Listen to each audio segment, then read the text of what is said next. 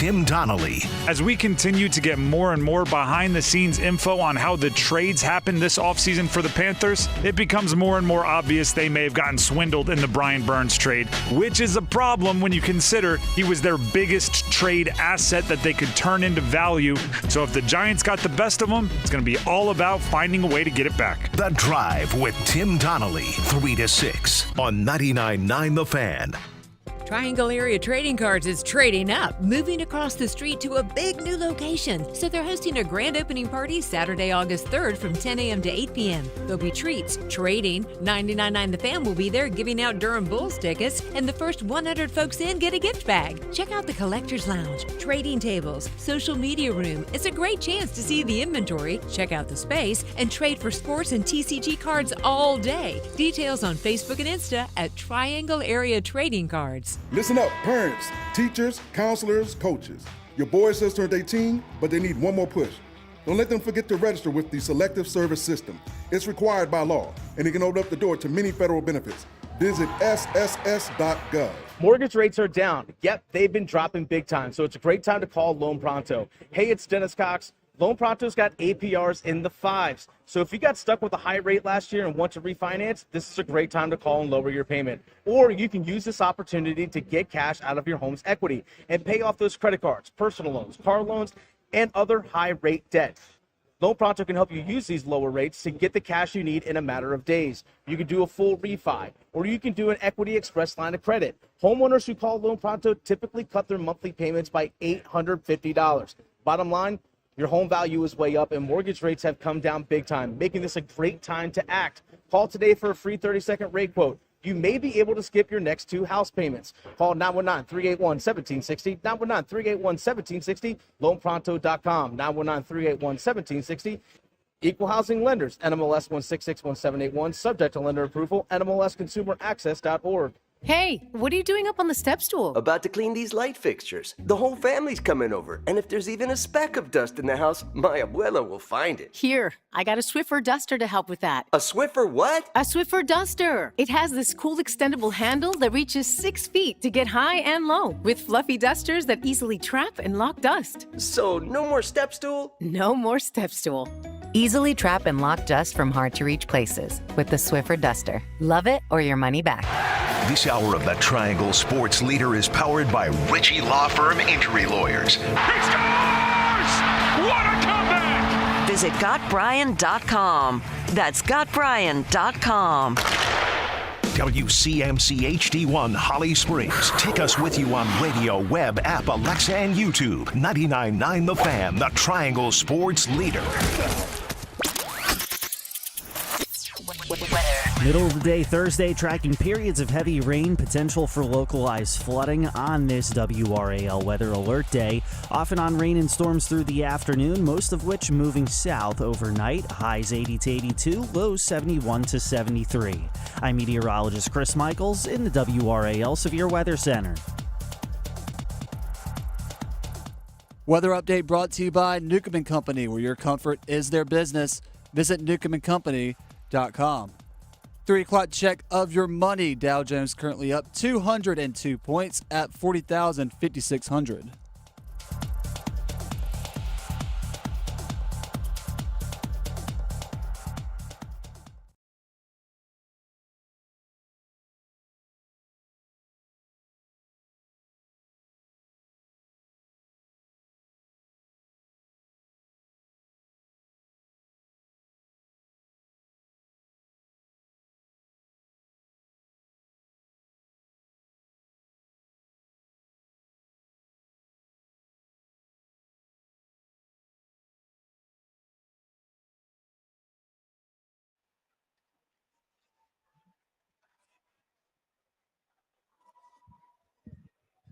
The Drive with Tim Donnelly here on 99.9 The Fan, live from Charlotte as we continue on the final day of coverage from the ACC Football Kickoff.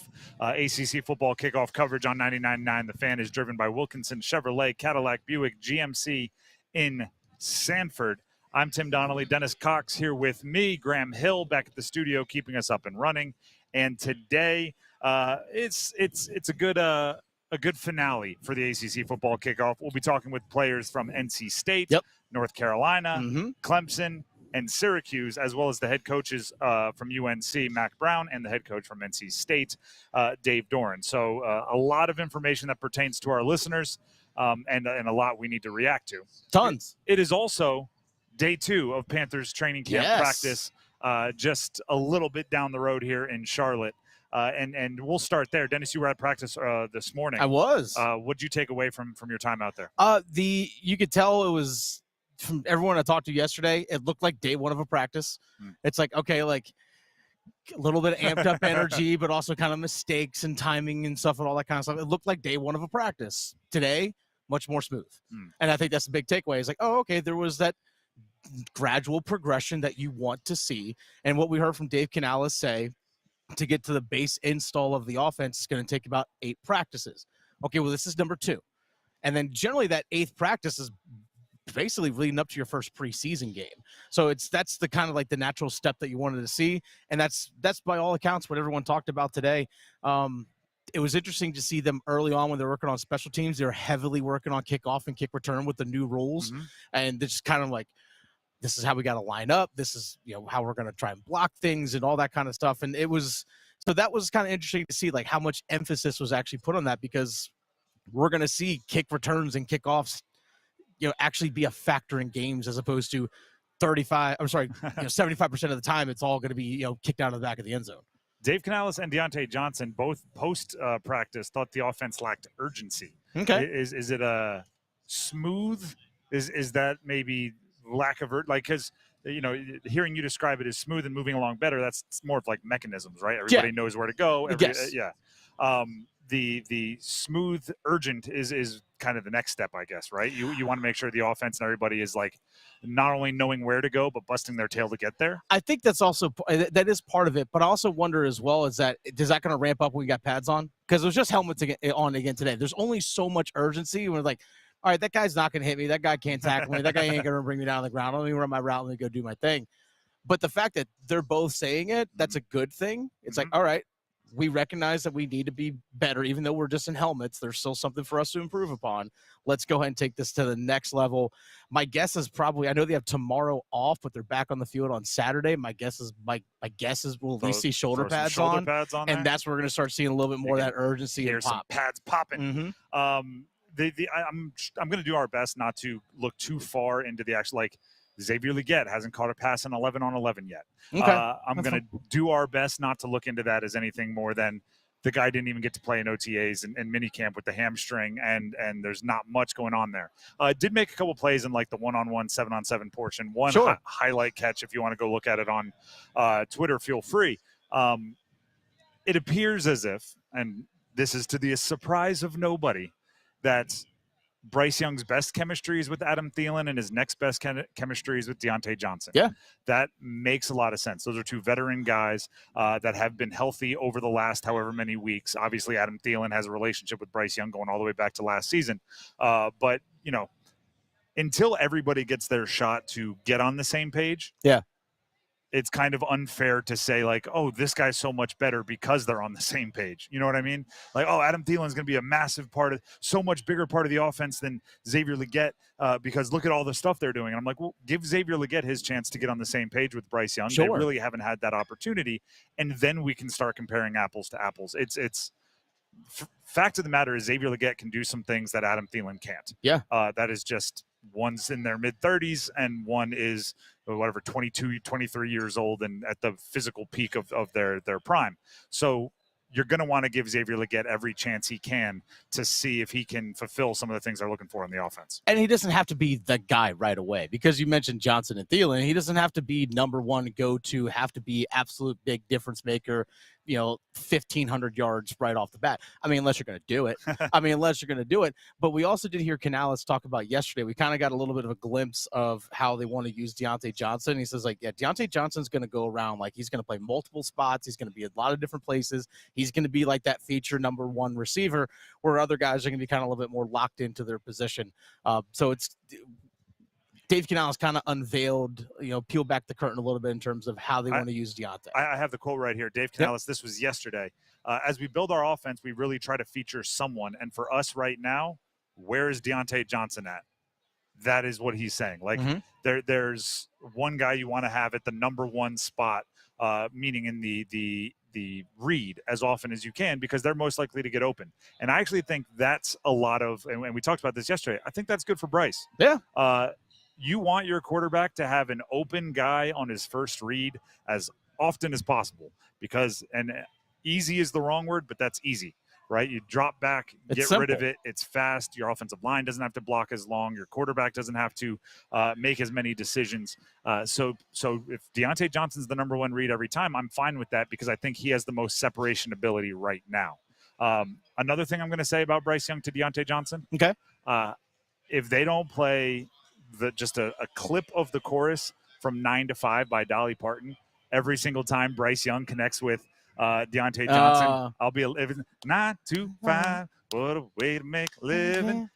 On to the next play. Yeah, I'm for it. Because number 9 to number 5. Yeah. It works. It works. And don't worry, it wouldn't be sung by me and Dennis. But oh no, I'm all in.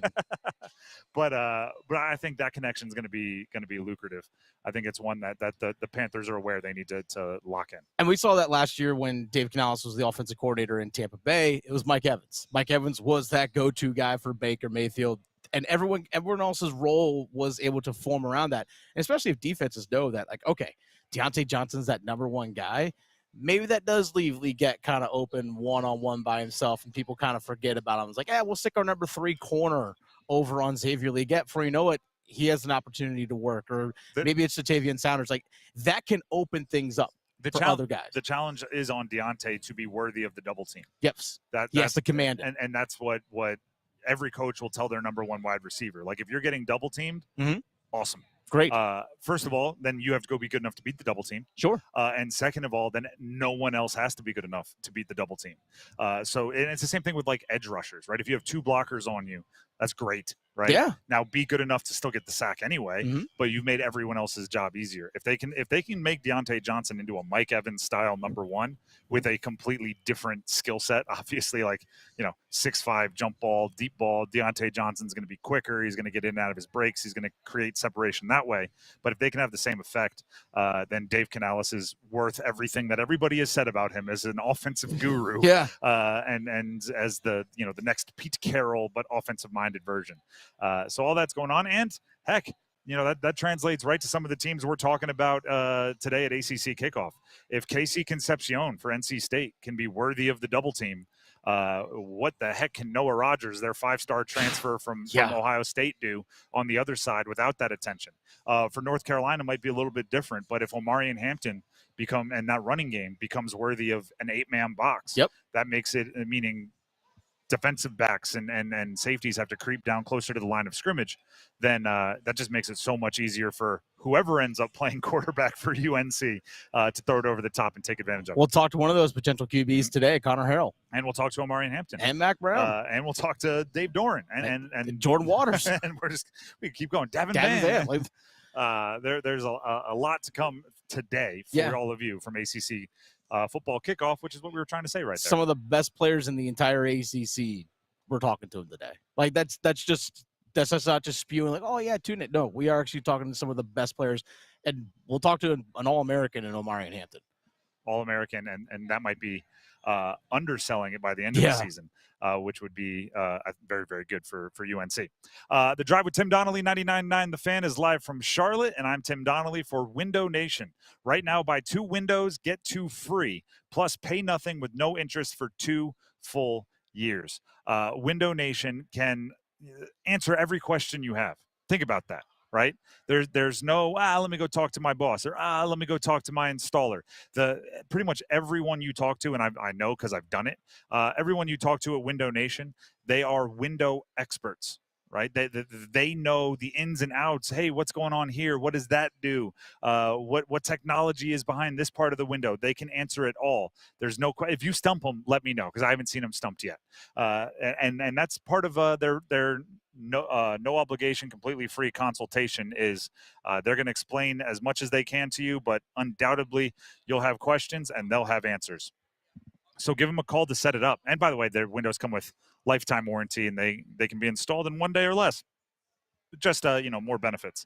It's easy to set up those free no obligation consultations. Just call 866-90-NATION. That's 866-90-NATION, or you can visit them online at windownation.com to schedule. Again, buy 2 windows, get 2 free, plus pay nothing with no interest for 2 full years with Window Nation.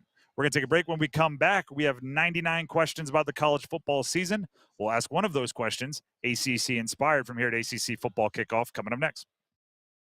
The world's best athletes are in Paris going for the gold, and 99.9 The Fan will help you follow them for all 16 days of the Summer Games. Starting Friday, listen for all the action from across the Atlantic. Check in often for event reports from Paris and the updated medal count as Team USA takes on the world. Updates from the Summer Games on 99.9 The Fan are presented by North Carolina FC.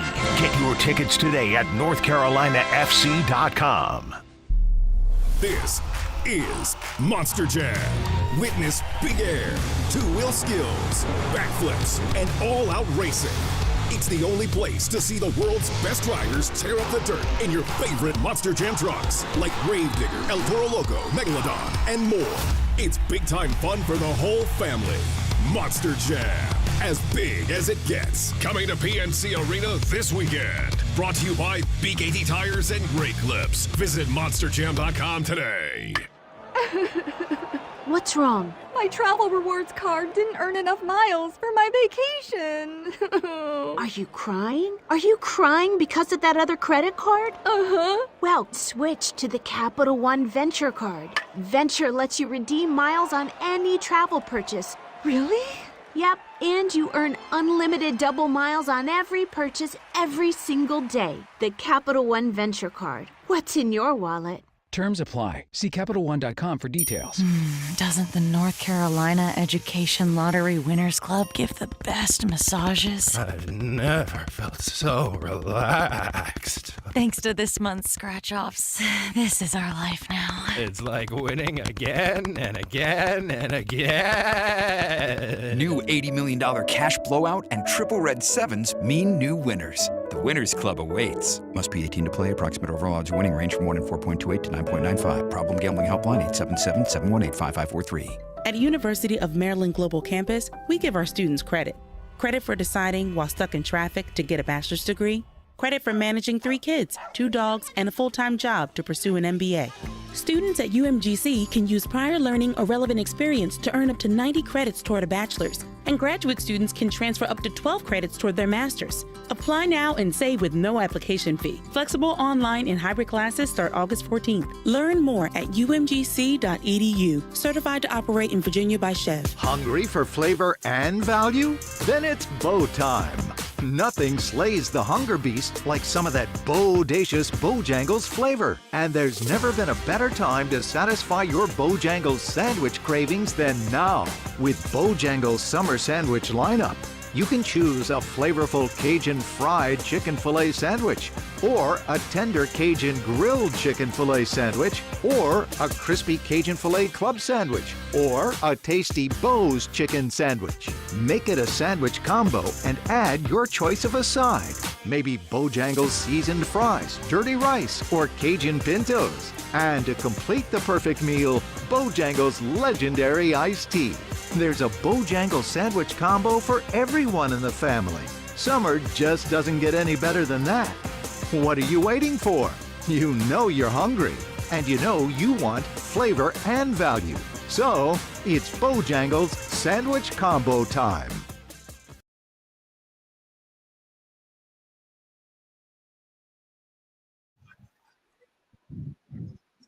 The Drive with Tim Donnelly here on 99.9 The Fan. UNC football fans, get ready, because the second half of this hour is a UNC football palooza.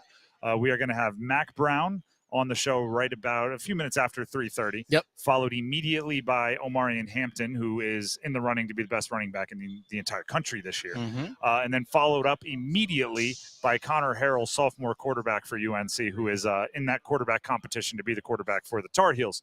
So, again, starting just a couple minutes after 3:30, it's going to be a lot of UNC football live from here at ACC Kickoff in Charlotte. In the meantime, it's time for 99 questions about the college football season. And with us being from ACC Football Kickoff, we thought we'd hit a specific ACC targeted question. Okay. And it's our last day, so I thought we'd get a little spicy. All right, let's do it. Let's hit bold predictions for the ACC season. Get the buzzer and bell ready, Graham. Graham, if you can, if you feel up to it, feel free to get the bold enough bell and the not bold enough buzzer. Of course, with Graham, it's the bold enough horn or the not bold enough buzzer, and we'll see if it goes. I'll go first. Okay. KC Concepcion, NC State, wins the Bolitnikoff Award. For nation's best wide receiver? Nation's best wide receiver. That's bold prediction, bold enough. sir. I think he is going to be unlocked a bit by having more options around him in the offense. Yeah. Last year, there were times where you knew it, I knew it, the defense knew it. Mm-hmm. The ball was going to KC Concepcion. I think he's going to be able to make maybe more plays by having other threats on the field. Okay. You want to go with one? Or Sure. should I'll go with one. NC State gets 10 wins. Wow. Okay. They haven't got 10 wins in how long, Graham? Okay, buzzer. Okay. How about this? NC State gets 10 wins, and they make the ACC championship game. The schedule, if they get past Clemson, their schedule is set up perfectly for them to make the ACC championship game. Everything is in line for NC State to make that run. And you're actually hearing that a lot here around yes, ACC. Everyone's saying that's the schedule. Wes Durham's was talking about it. There's a lot of ACC aficionados noticing NC State's schedule and thinking they're set up for something. ACC, ESPN, like you name it, like they're also saying the exact same thing. Not people just tied to the triangle. People are saying it. If they can get past Clemson, everything lines up for them to get to the ACC championship game. I'll throw this one out there. Okay. Clemson does not finish in the top 3. Oh. Graham was thinking about that one. I thought about it. I honestly think they are playing with one hand tied behind their back because they aren't taking transfers. I like the idea of it, rewarding the guys that stick in your program and trusting your development. I like the idea of it. I think it is difficult in practice to compete against teams that are, hey, I need a wide receiver. Let's go get one from Ohio State. Hey, let's go get I need a offensive lineman. Well, there's one that's disgruntled at wherever school. Yeah. It's you're just artificially making it more difficult for yourself. So I think Clemson is going to have a tough year for them is 8-9 wins. I just think there might be 3 other teams in the double-digit category. Okay. Not in the top 3. Okay, so give me your top 3. Top 3, Florida State, NC State, and either Louisville, Virginia Tech. Someone may be surprising you with that third spot. Okay, someone surprising us. SMU. Okay. All right. I'm not in on SMU, but everybody here is saying it, so I feel like we should toss them into a couple rankings. That is such a talking point this week about SMU. People are like, hey, watch out. They brought 2 quarterbacks. Watch out. Everyone has all this hype for SMU. We don't even know who their quarterback's going to be. I mean, they don't know either. They got a new offensive coordinator, right? Yeah, there's a lot going on there. Rhett Lashley, by the way, the coach of SMU, is a big – again, we're just talking hype now, but it's when people are talking, he might be in line for some bigger jobs shortly if things go the way that everybody thinks it's going to go this year for SMU. He has a Power 5 job. True. He doesn't need to. There are levels to power conference jobs. I mean, there are levels to this. If you win the ACC or get to the ACC championship game, you're like, hey, you know what? I'm pretty successful already. I mean, I don't know. There's no need to move. Cash. Cash. SMU's got oil wells. If they could, they got alums match, with oil wells. That is absolutely true. Go ahead. I was say my next bold prediction. This one actually comes from North Carolina. This one actually comes from UNC. UNC starting quarterback week 1 will not be the same starting quarterback at the end of the year. Who starts week 1? Or is it just wait for Graham? Wait for the Graham. Oh, the too bold, not bold enough. I'm getting excited. Okay, I was already hitting follow-up questions. I think that they start with Max because he's the transfer. Because he's a transfer, he's got the 1 year of eligibility. I think they start with Max to start the year. But the fact that there's still so much uncertainty and question, if they struggle early on this year, don't be shocked if they make a flip. I think Max is the first guy that starts. The backup quarterback is always the most popular guy on campus, especially if you lose 2 games well before anyone thinks you should. And honestly, I know he's not here, but let's not count out Jacoby Criswell. You never know. There's a reason why he was brought back. And that's not the first time I've heard that this week. Yeah. There are certain thoughts and feelings that are permeating around ACC kickoff. That's one of them. Mm-hmm. How about this? The ACC gets 3 teams in the college football playoff. Let's go. Let's go. I think this league is going to have more respect this year than people think. Yeah. I think in the off season is when everyone screams about how bad the ACC is. And I think this year especially, there's going to be a better median. Right, they won't be as top heavy. There could be 4, 5, 6 teams that are seen as pretty good, and with that means, there's an opportunity to, have more big wins, right? Because that was the problem last year. If you beat everyone in the ACC like Florida State did, the world just said, "Well, you didn't beat anybody because no one in the ACC was any good."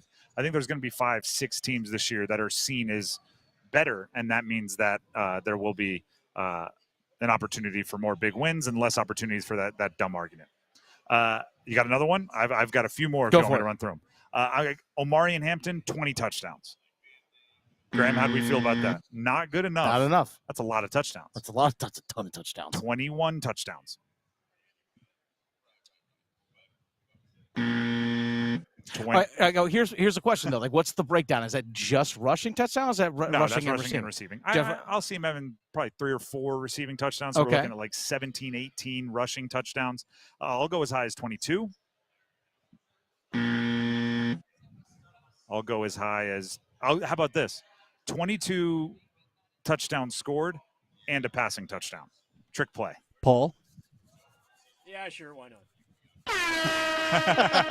Thank you very much to Paul Ihander, our program director, for being the referee that came in and overruled Graham. See, if he would have came in and said he gets 20 rushing touchdowns, all right, to get 20 rushing touchdowns. I think he's going to be more of a check down artist this year also. Meaning, he might be. He's just going to be a bigger part of the offense. And Mack Brown said as much. We're going to talk to Mack Brown here in 10 minutes. But Mack Brown said as much at his media availability where he said, hey, with Sam Howell and Drake May, you're trying to win the Heisman. You're throwing around a lot. Now we can focus in on the running game, be better as a runner, be better as a defensive team, and better in complementary football. And so much of that is going to start with Omarion Hampton. I think they're going to try to get him the ball every which way. Last one I have for you. Okay. Cal, best of the newcomers in the ACC.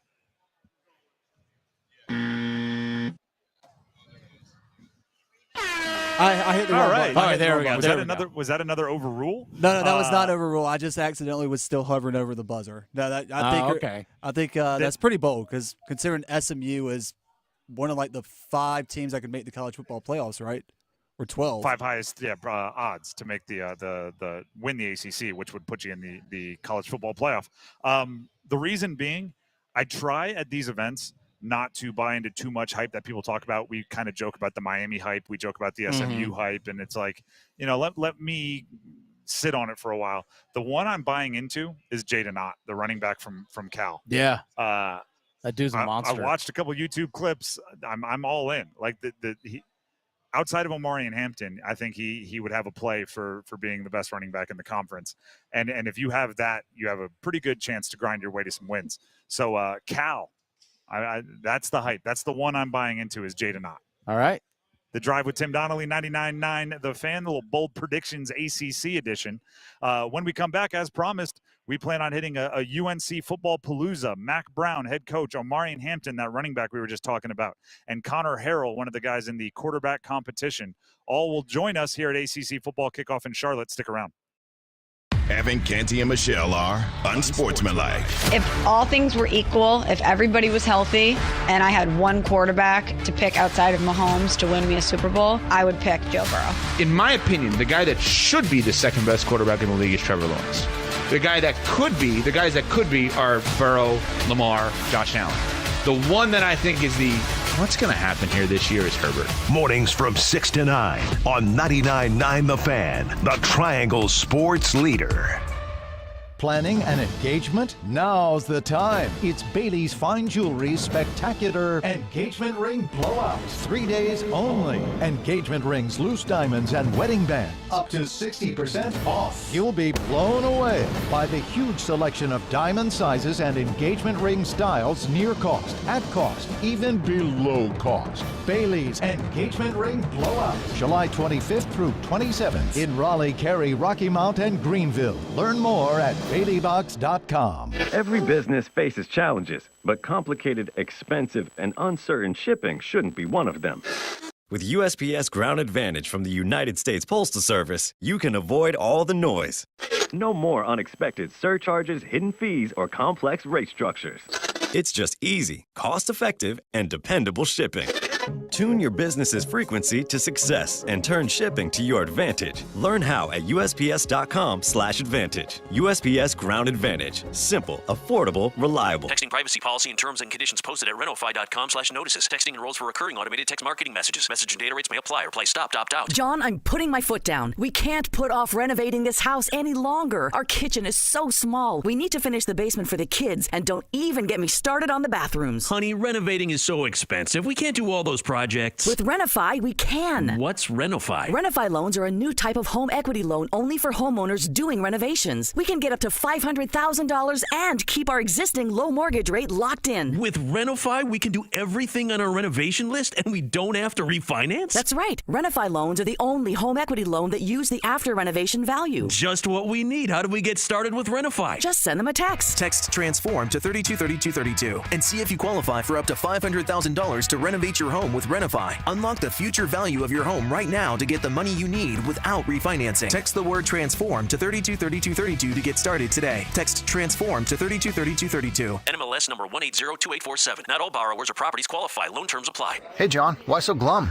I just got let go. The company's downsizing. This is the third time in the last 2 years. I'm done with this. Have you thought about My Computer Career? I've heard they can train you for a career in IT in just a few months, including cybersecurity and the basics of AI. And you don't need prior training or experience. Now that's a recession-resistant career. Wow, thanks. I'll check them out. Go to mycomputercareer.edu and take the free career evaluation. mycomputercareer.edu. Financial aid is available for qualified students, including the GI Bill. Batter up!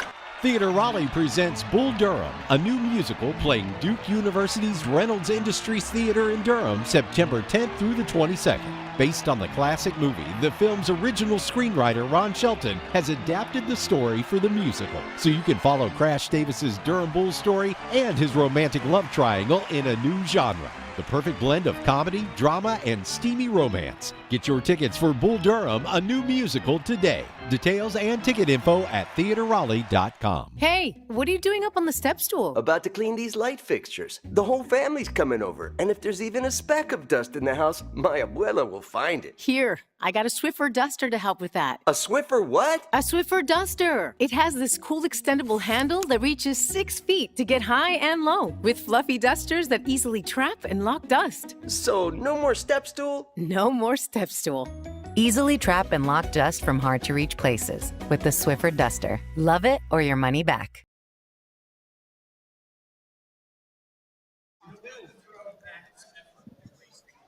The Drive with Tim Donnelly here on 99.9 The Fan, continuing our coverage from ACC Football Kickoff here in Charlotte at the Hilton Uptown. We are expecting, as I said before the break, Mack Brown, Omarion Hampton, and Connor Harrell, all of UNC football, to join us. Dennis, Let's say, but don't worry. At 4 o'clock, we're gonna have like a half-hour straight of NC State guys. That is true, and we'll talk to Clemson, we'll talk to Syracuse. We're getting bunch. it all, and also. Don't worry, at 4 o'clock, we will still register a new finalist for our Win Your Weight and Meet competition. Let's go. Just in case I don't get a chance to give all the details as we get closer to 4 o'clock. Now through next Friday, August 2nd, text PORK, P-O-R-K. You can do it right now to 919-860-5326 to enter for your chance to win your weight and meet. We will qualify one person each weekday around 4 p.m. to come on air and reveal their weight. Once they do, they will be one of 10 finalists. We will choose randomly out of those 10 finalists and announce the winner on Monday, August 5th. In addition, once the winner is named, the North Carolina Pork Council will match the prize. So whatever that weight and meat is, it will match the exact same amount to donate to a local food bank. This is all presented by North Carolina Pork Council and the dedicated team of farmers that put bacon and barbecue on your plate. Learn more at ncpork.org. Talk about, we're talking to a bunch of stars here this week. Yeah. Or puts bacon and barbecue on your plate. That's a star in my book. Yeah, star in my book. Learn more at ncpork.org. We actually had barbecue here for lunch today. So let's start previewing what we're going to be talking about with the UNC football coach, Mack Brown, and the players. I've kind of set one of the themes of the ACC football season after talking to just about every team already this week as the uncertainty at the quarterback position.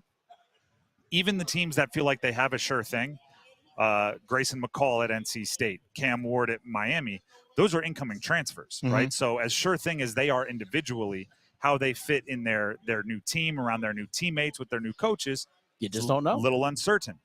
I don't know if anyone fits that bill more than UNC.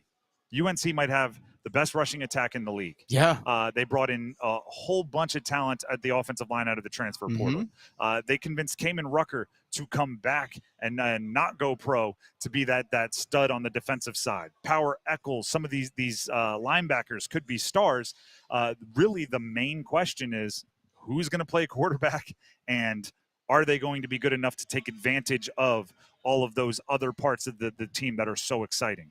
So, UNC is kind of the best example, right? Personified edition of that theme that I've been talking about. So while every team is dealing with it, and UNC is dealing with it a little bit more, and it's just a foreign territory for UNC because since Mack Brown returned to take over the program 5 years ago, it's been Sam Howell as the starter, followed by Sam Howell as the starter, followed by Sam Howell as the starter, Drake May as the starter, followed by Drake May as the starter. Yeah. And now into this season where there's more uncertainty. So that's what we're going to get into with Coach Brown once he makes his way over here. And UNC guys are rolling through Radio Row right now. We do see them coming down the escalator and making their way towards us. So, again, Mack Brown, UNC head football coach, will be, I believe, coming to us first, although they may be directing him in a different direction.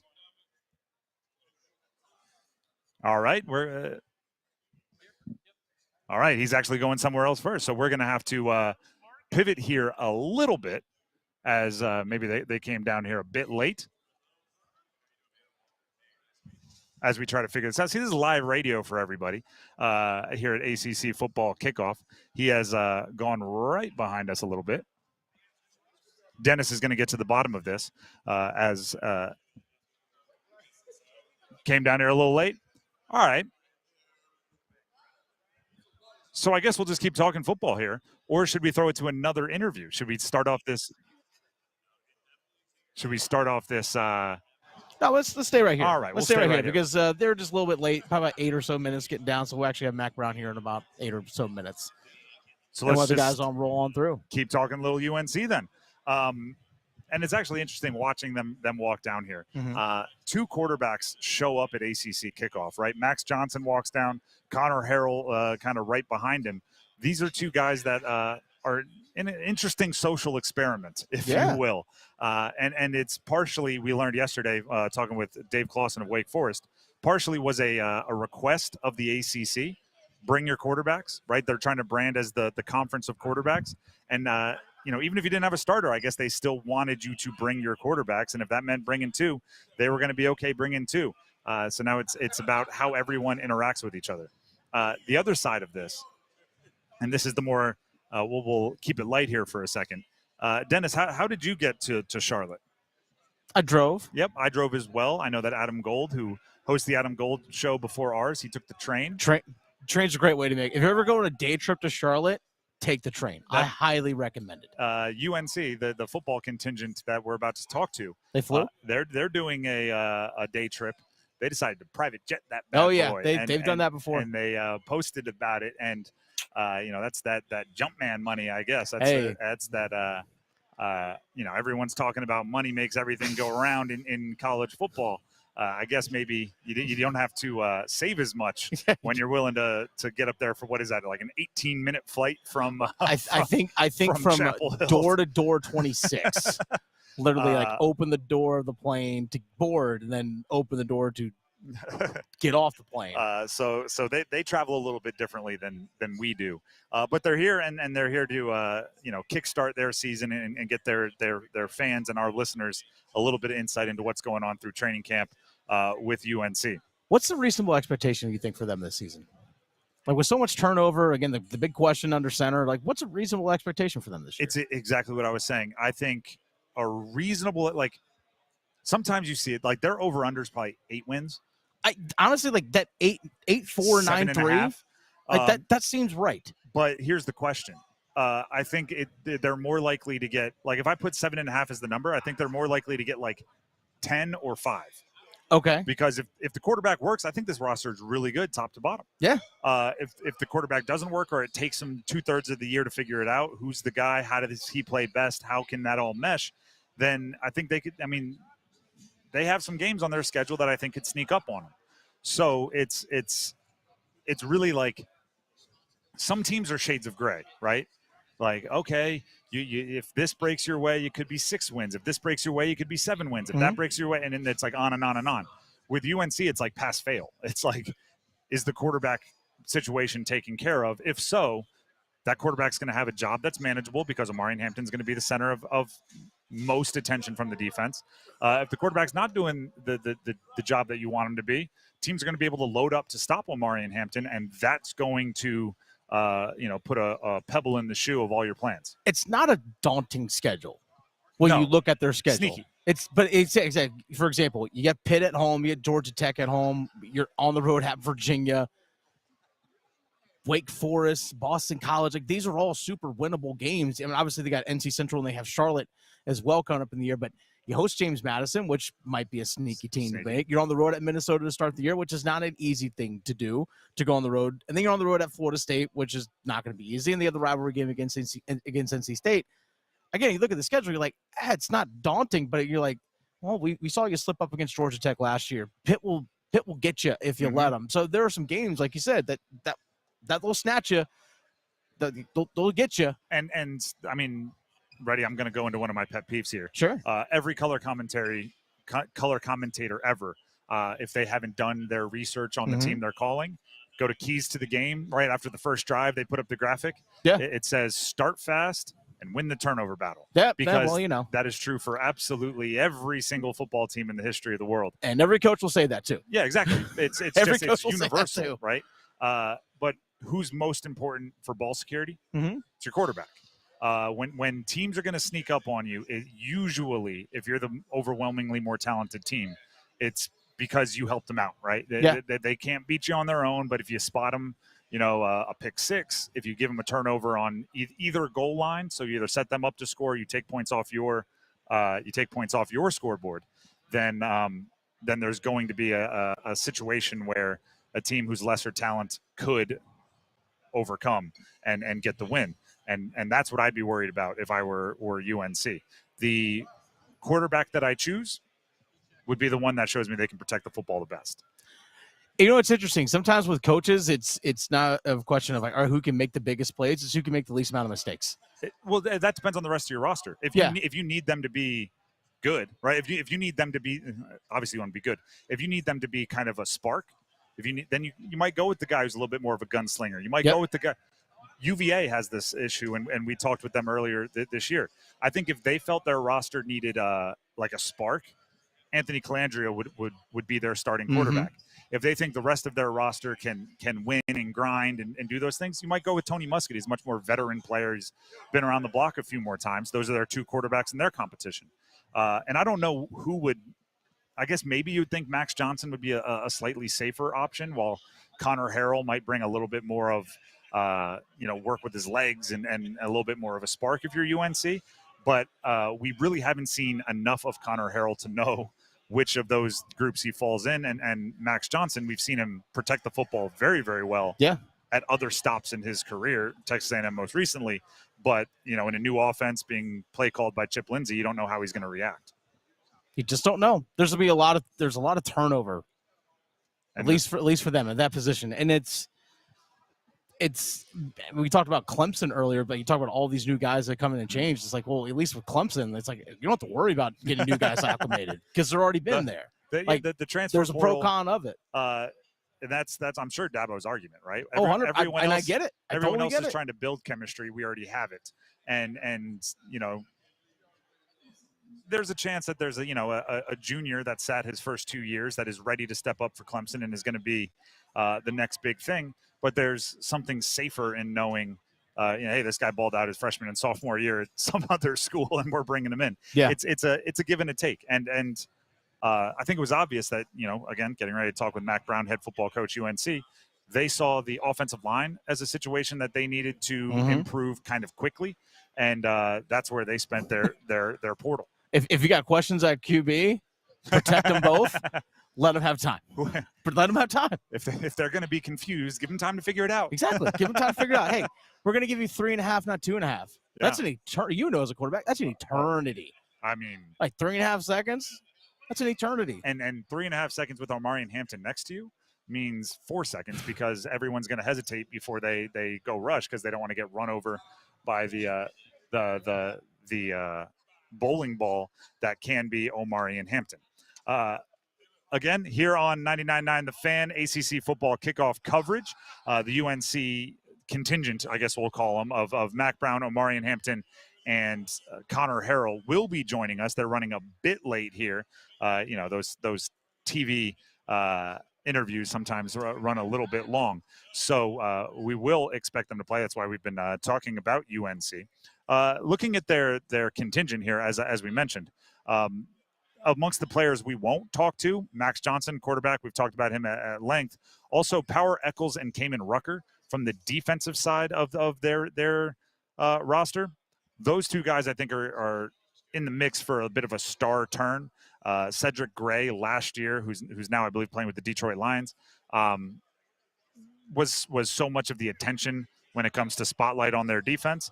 But Power Eccles seems primed and ready to step into that kind of star role. And Kamen Rucker has been playing a star role for a long time, but he's, 3 or 4 sacks in a season additional to what he's been putting in to becoming a star in all ACC and all these other things. So those are the players we're going to be talking with. I see Coach Mack Brown making his way on over here. So we're going to pass him the headset and get ready to talk a little Tar Heel football with the head coach. Coach, first of all, thank you for jumping on and talking with us. Thank you. Is it just, your first 5 years in Chapel Hill, Sam Howell, Drake May. That just got a little boring for you, right? You want to get the juices flowing with an old school training camp competition at the quarterback spot? Well, I think we're so lucky now we got 3 good ones. 3. One of my questions was going to be, is it a 2-guy competition or a 3-guy competition? Well, it's 2 right now because Jacoby Criswell was not here for spring practice, so he's behind. And Max has only had the spring, and Connor's had 2 years of this now. So I really feel like that we'll see how Jacoby does. We've got to tell him, you've got to jump out. Mm-hmm. You're going to have to earn extra reps till we see that you're in this mix, because we got to figure out how do you prepare to get ready for Minnesota, and how much practice time do you have? How do you get them in game type situations? And I'm excited about that. But the truth is, nobody knew who Sam was. He was a good high school player, but he started the first game he was ever in Chapel Hill. Drake wasn't the starter till 10 days before the opening game because he and Jacoby were competing, and nobody was excited about that. So I think we've got 3 really talented guys, which most people do not have in that room anymore with transfers.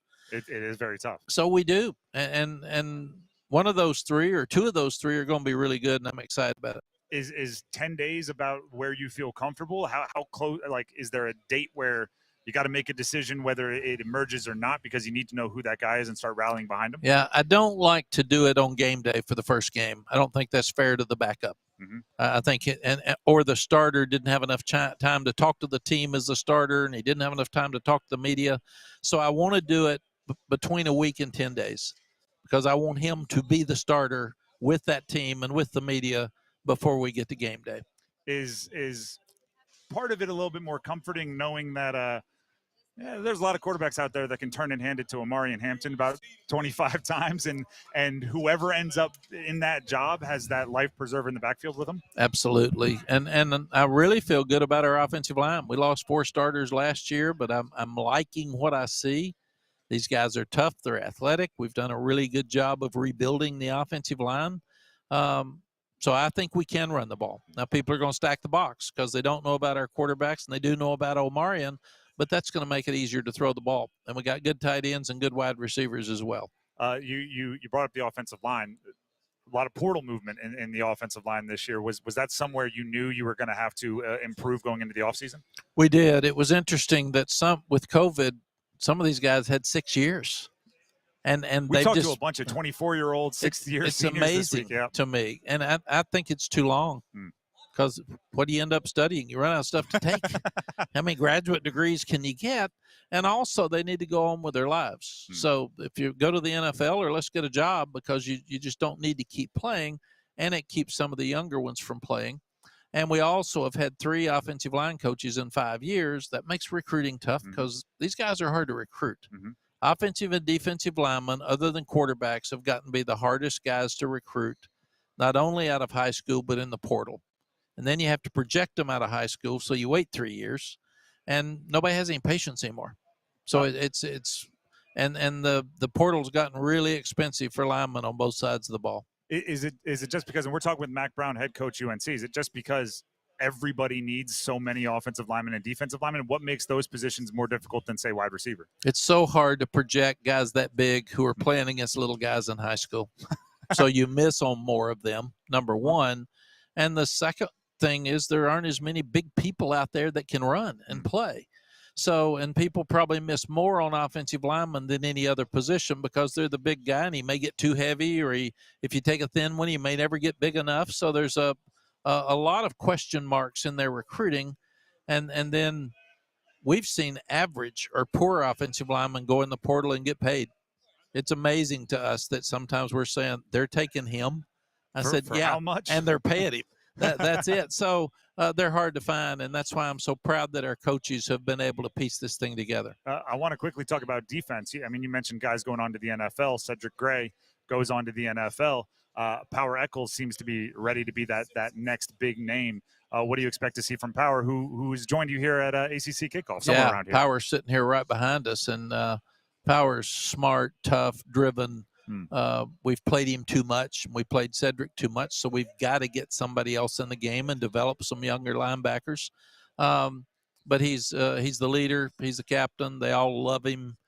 He brings it every day in practice, in games, and he will be a huge difference for us. How do you have that self-discipline, or do you lean on, say, Chip Lindsey, because right, you're playing someone too much as a play caller? I'd imagine, again, somebody like Omarion Hampton, really nice to just, all right, let's give it to him again. He's been successful. Let's give it to him again. Is there a number that's too much for Omarion? Yeah, and I thought we probably did that last year. He wants to carry it every play, and then Caleb Hood got hurt and couldn't play anymore, and then British Brooks sprained an ankle. So here I am. They're wanting to take Omarion out of the game. I'm saying, no, leave him in. They said, we're at the 20. I said, they can go 80. The rest of them can't. So, but Larry Porter and I have to do a great job of making sure that we've got a good mix of health and keeping them fresh, so we won't have the drop off at the end of the year that we've had. We're talking with Omarion right after you stand up here. Is there's some kind of insight, a good question you can give me that'll get a good answer out of Omarion?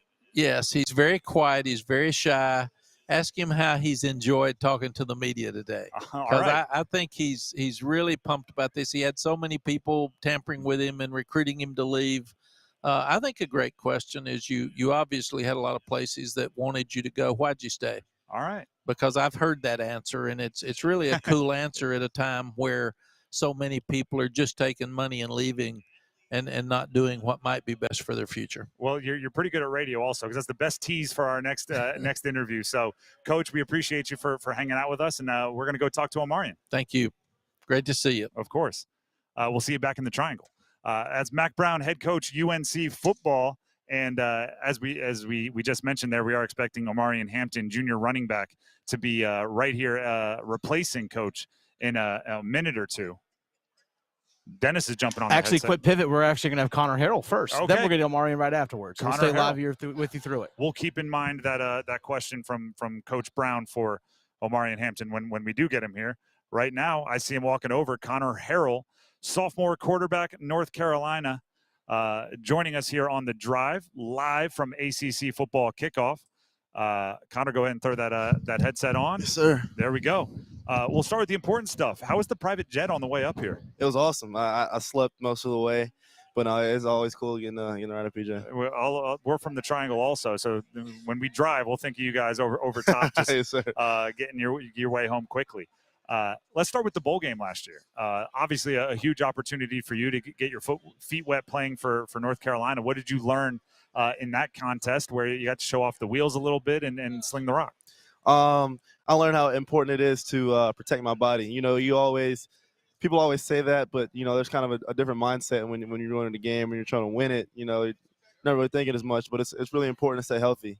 I feel like I tweaked my ankle early in the game, and it affected the rest of the game. And then obviously the reason why you were given that chance is because Drake May had declared. Speaking of protecting yourself, Drake May, especially last year, was running quite a bit, and there were some times down on the goal line where maybe he didn't. What did you learn from watching him play and do some of the things that you hope to do? Yeah, no, but Drake, he played extremely loose and at the same time was really consistent. Being able to really flirt the line with that is I think really important as a quarterback. Not being able to say kind of, I'm just gonna play loose, and also being like I'm going through my reads every time. I think it's a hard line to balance, but he did it really well, and I hope to work that into my game. Connor Harrell, sophomore quarterback for the North Carolina Tar Heels, connecting with us here in Charlotte at ACC Football Kickoff. Connor, I have to say, you seem extremely relaxed. I've been a quarterback in a college football competition for who's going to be the starter. I've talked with a bunch. A lot of times there's like a hesitancy. You don't want to say the wrong thing. Like, how are you mentally handling being in the middle of a high-profile quarterback competition, going into training camp? I'd say the biggest way I handle it mentally is through God. I'm a Christian, and that's a big part of my identity. So I know that he has a plan for me. I know that, no matter what happens, that he still loves me. And, just knowing that it brings a big overwhelming peace in my life. Does that allow you to, or how is the relationship with the other guys in the room that you're competing with? Because obviously you're all gunning for the same position. No, I'd say it's really good. We spend a lot of time together, more time than anybody else on the team, besides my roommates, and that brings you closer. We all have the same goal: win a championship, and we're all trying to make each other better. What are you trying to show the coaches during training camp, before they make the decision that you think is kind of your best argument to be the guy for the Tar Heels? I'm trying to show the coaches that I can show up, make the throws, make the right decisions day in and day out, period after period, practice after practice. Not showing too much up and down. They want a guy who's consistent. They don't want a guy that they don't know, what's going to happen, here or there. And I think that's really important for me to do throughout this fall camp. I'm going to use you as kind of our insider to UNC football. We know about Omarion Hampton. Mm-hmm. We know about J.J. Jones. Who is going to surprise this year on UNC's offense? UNC's offense, Paul Billups is going to surprise this year. He's a great receiver. Christian Hamilton in the slot. Y'all know Gavin Blackwell. He caught some passes in the bowl game, but I think those guys are underrated. Y'all know Chris Culliver, but I feel like Paul and Christian Hamilton get overlooked a lot. Talk about our line and how big they are. Trey Green and Howard Sampson are going to make a huge difference this year, and also Malik McGowan. I don't think his name's been brought up enough. He's in that him and Jonathan Adorno in the left guard spot, battling it out, and whoever gets the job, they're going to be great. They're both great people and extreme hard workers. Since you brought it up, the offensive line, those guys are behemoths. You guys have one of the biggest, tallest college offensive lines I've seen in a while. Are you having to do the Drew Brees thing where you got to move left and right to find your windows? Like how difficult is that for a quarterback? No, I wouldn't say it's too difficult. They do a good job and finding windows, and I wouldn't feel like it's too different than other tackles that I've played with. It's just about finding windows and seeing where you can. one of the stories of this week, and I don't know if it's still set up upstairs, but I know it was earlier, is the College Football 25 video game. Have you played with it as your own digital self? Yeah, I played once in our facility. We got a PlayStation up there, and I played when it first came out, and it was pretty cool. And I seeing my name and stuff. How'd it go? It went well. I didn't even play a full game. It was kind of up there just to get the little experience, but it went well. I've talked to a few players. They're using it to learn the playbook. How accurate are the plays in there? Were you recognizing them and making the right reads? I didn't play enough to see the correlation with our playbook. I don't have a game system. I don't play a lot. I see my roommates glued to the TV. They play all the Quarterbacks time, can't be doing that, right? That's for the other positions. Connor Harrell, sophomore quarterback, UNC, joining us here at ACC Football Kickoff. Saw on social media recently that the football team had a little workout. By the way, Brian Hess, your strength and conditioning coach, that was my strength and conditioning coach at Delaware. That's awesome. Brian Hess is the man.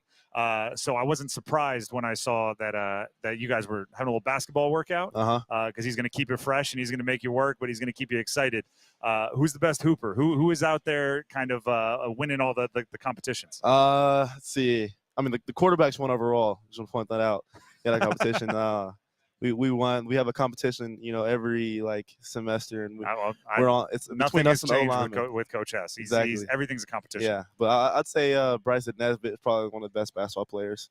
He's insane. I think that we have a video on social media of him doing a windmill dunk, but he's a freak athlete. Bryce Nesbitt, tight end, also somebody that a lot of people are picking to be one of the maybe breakouts for this offense, a big play threat, because obviously you've lost a few players that were pretty good at the deep ball and all that. Bryson Nesbitt, give us your we know he's a hooper now. Give us how he can impact your offense. Yeah, no, he can. You don't have to worry about taking him out because he can block it. He does not mind hitting at all, and he can run routes like a receiver, and that's a scary thing to have on the field. So he's a true meaning of a hybrid, being able to play two positions. And so he brings a dynamic to the offense that it's hard to guard, it's hard to game plan for. Now, we already got one question for Omarion, who we're going to talk to next, from your coach, Mack Brown. Give us something we could ask Omarion that nobody else has asked him that you know about your running back. Ask him who won more shuttles this summer.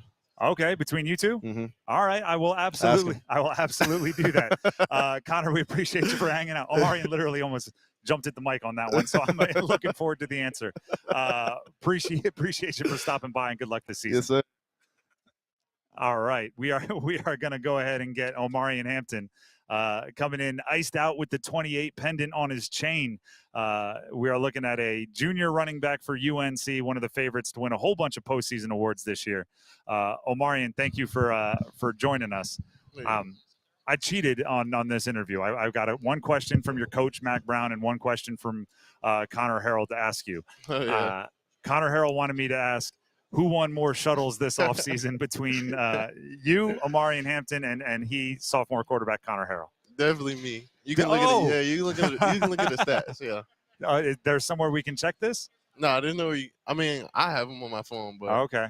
Ask Connor about it. He'll show you. I don't know. He told us to ask you. I'm starting to feel like you guys might not agree. The question that Coach Brown wanted me to ask you, I think, is a more interesting one and less competitive. This offseason, running backs obviously were wanted all across the country, and you definitely had choices to move on through the portal and all that comes with that, right? The offers and everything else. Why did you choose to stay? I mean, they always been there for me from the jump. Anything I need, they got me. He's always been there for me. If any of the players ask for anything, he's gonna get it instantly. I feel like the offense fits me perfect right now, and then I feel like it's just no reason for me. I love it here. And all right, so the offense fits you perfectly, that being Chip Lindsey's offense. Yeah. How much does your job change, or how much does the offense change when a guy like Drake May, who's the third overall pick, leaves the program? Drake May, he's super talented, so obviously going to be different, but I feel like the quarterbacks that we have are all super talented, and I feel like they always stay competing, hitting up me, hitting up the wide receivers, constantly trying to get work in, constantly trying to watch film. I feel like whoever it's going to be is going to be great. What is it like to be the running back with that going on, where there's a rotation and the person next to you is changing so often? I mean, I'm excited for it because I just feel like it's so much talent. It's like we can't go wrong either way. Have you had the conversation, and we're talking with Omarion Hampton, junior running back, UNC, all ACC performer.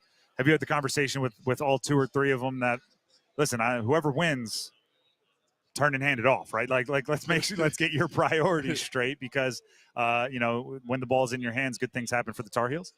No, not really, because it's a team effort. Mm-hmm. So I feel like whatever Chip Lansley's game plan is, that's what's going to work at the end of the day.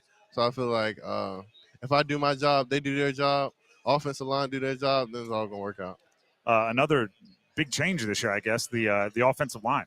The players you're running behind are going to be different. Have you noticed anything changing for you based on transfer portal guys or new guys stepping up onto that offensive line? Yeah, my offensive line is crazy this year. I feel like it's the best I've been a part of ever because I feel like we have Willie Lampkin, we have Austin from Georgia, we have Howard. He's a transferred in too, and then we have Leak. He's been here for a while, so I feel like all those guys that just come in like all together. I feel like it's gonna be amazing. Now you show up with the 28 pendant on your chain here. UNC, I think it was Armando Baycott, said he made $2 million while at UNC. Oh yeah. I'm not going to ask for the dollar figure, but are the collectives taking care of the football stars as well? Yeah, they've been doing great. Yeah. And what is that? Those types of relationships, how do they come about? Take us behind the. I played college football long before NIL was a thing, so I'm jealous. Let me live vicariously through you. What are those relationships like? Yeah, just meeting those guys, getting to know all those guys, hanging out with them, just them being there for us too. It's just not just the coaches and like Matt Brown. It's just them too, just being there for us, and then knowing they have our back. I feel like it's really important. All right, Omarion, we are really appreciative for you to give us this time. I got the old wrap it up behind you, so we'll move on. But I appreciate you and good luck this season. All right, appreciate it. Thank you. Once again, that's Omarion Hampton, all ACC running back for North Carolina, as they get ready for the season. With that being said, I'm going to tell you a little bit about Miller Lending right now. I'm Tim Donnelly for Miller Lending. Gordon Miller, of course, a big part of that. Gordon's been doing no closing cost loans since 1987, and no closing cost loans means no closing costs, right? No third-party fees, no cost. Zero means zero. Matter of fact, if you're reading the Wall Street Journal, was it 3 days ago, they had a article about the mortgage business, and sure enough, when they needed an expert, they went and grabbed a quote from Gordon Miller. So kind of what you're dealing with here, somebody that is trusted in the industry, and that means you can trust them to shepherd you, and you can trust Miller Lending to shepherd you through the mortgage process, whether that is getting a mortgage on a new house, a refinance if rates do drop a little bit, and really establishing that relationship, right? It's not just when you get your mortgage. It's when you get your mortgage, and every time anything happens in the market moving forward, Miller Lending can be there to help out.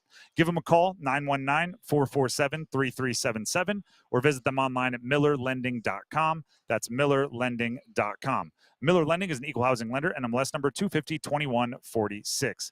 We're going to take a break, but as we take this break, our guy Graham back at the studio is going to be calling somebody that has texted in PORK, P-O-R-K, to 919-860-5326. Tim, actually, we might be saving that for after Dave Doeren. I got to talk with some producers back here to figure some things out. All right. Never mind. We might be saving that for after Dave Doeren. So 4 o'clock, 4:15, start listening out. All right. Just keep listening for the Win Your Way in Meat. And Graham just let you in on a little bit of a tease. We have our conversation with Dave Doeren, head football coach from NC State, coming up for Football at 4 next. Stick around. Are you ready? From 54, snap and hold are good. Kick is on the way, plenty of leg, and it is good! Over the middle it goes, and he's got Puka Nacua to the 30, to the 20. No one's going to catch him. Back to throw, Crosby off the edge, and he's got him back at the 23! Tua back to throw, deep down the numbers on the left, and the Cheetahs got it!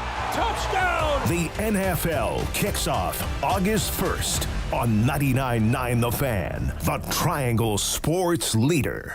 Picture this, the perfect summer barbecue. No stress, no responsibilities. Just all your friends, burgers sizzling, hot dogs cooking, Pepsi Zero Sugar fizzing, and a backyard of very, very happy people. Oh yeah, we could get used to this. Very, very used to this. Grilling. Better with Pepsi. For a limited time, get 2 20-ounce Pepsis for only $4.25 at Refuel. So hurry in and enjoy an ice-cold Pepsi today. Hungry for flavor and value? Then it's Bo time. Nothing slays the hunger beast like some of that bodacious Bojangles flavor. And there's never been a better time to satisfy your Bojangles sandwich cravings than now. With Bojangles Summer Sandwich lineup, you can choose a flavorful Cajun fried chicken filet sandwich, or a tender Cajun grilled chicken filet sandwich, or a crispy Cajun filet club sandwich, or a tasty Bo's chicken sandwich. Make it a sandwich combo and add your choice of a side. Maybe Bojangles seasoned fries, dirty rice, or Cajun pintos. And to complete the perfect meal, Bojangles legendary iced tea. There's a Bojangles sandwich combo for everyone in the family. Summer just doesn't get any better than that. What are you waiting for? You know you're hungry, and you know you want flavor and value. So, it's Bojangles sandwich combo time. You expect your home to protect everything you love, but you don't expect the ways water is breaking down your foundation and damaging your home. Cracks in walls and uneven floors are just a few signs your foundation is compromised. But there's one way to get answers to all your concerns. A free home inspection from Tar Heel Basement Systems. We put water back in its place. Get your free inspection at tarheelbasementsystems.com. Find what you love, love what you find. A Total Wine and More. There's so much waiting for you. All kinds of beers and thousands of wines. Guides in the know and prices so low. It just might blow your mind. You're gonna find what you love and love what you find. Only at Total Wine and More. Drink responsibly. B21. This hour of buzzer-beating, nail-biting, edge-of-your-seat sports action on 99.9 The Fan is powered by Ritchie Law Firm Injury Lawyers. Visit GotBryan.com. That's GotBryan.com. WCMC HD1 Holly Springs. Take us with you on radio, web, app, Alexa, and YouTube. 99.9 The Fan, the Triangle Sports leader. Middle of the day Thursday, tracking periods of heavy rain, potential for localized flooding on this WRAL weather alert day. Off and on rain and storms through the afternoon, most of which moving south overnight. Highs 80 to 82, lows 71 to 73. I'm meteorologist Chris Michaels in the WRAL Severe Weather Center. Weather update brought to you by Newcomb & Company, where your comfort is their business. Visit newcombandcompany.com. 4 o'clock check of your money. Dow Jones still up 81 points at 39,935. Market update brought to you by the Good Feet Store. Ready to step into a healthy and active lifestyle? Come to the Good Feet Store and experience the difference. Discover how a simple step can lead to a life of pain-free possibilities.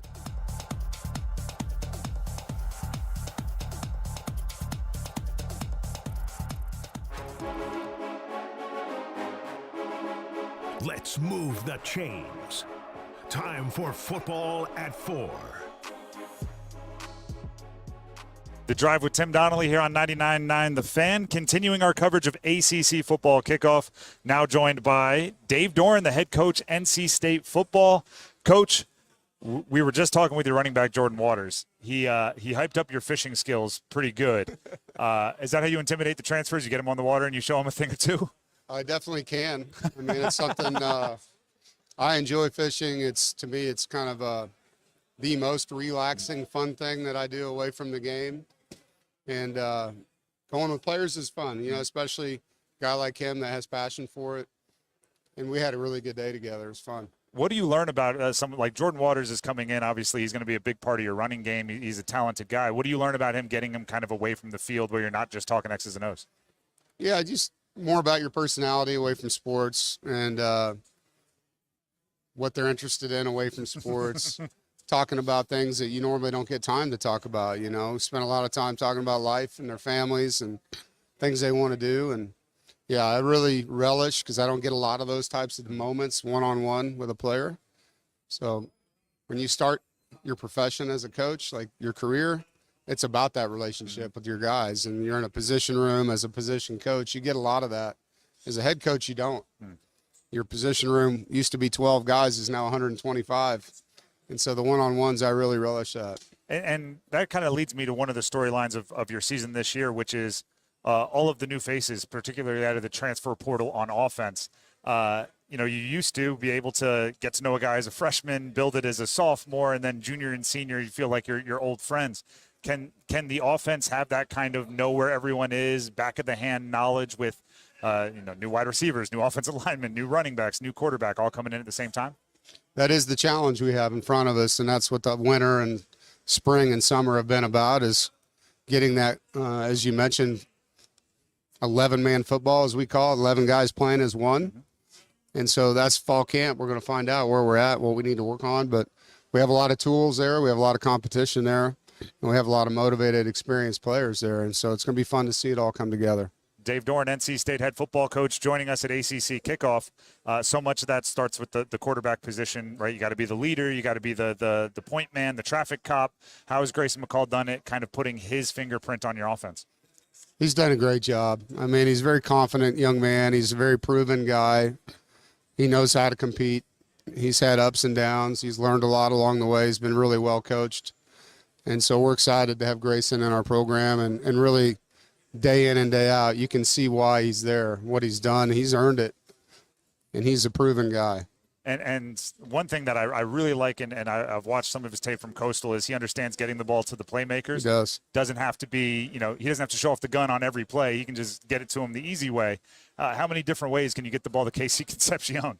Well, we're going to spread it around, and KC is going to be a big part of what we do, obviously.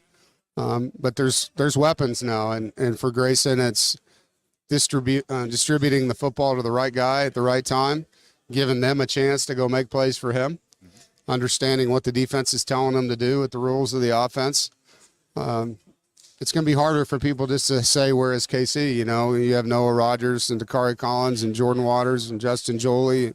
There's some guys out there that you can't just look at one player, and so that helps the quarterback, that they can't just dial in on one person.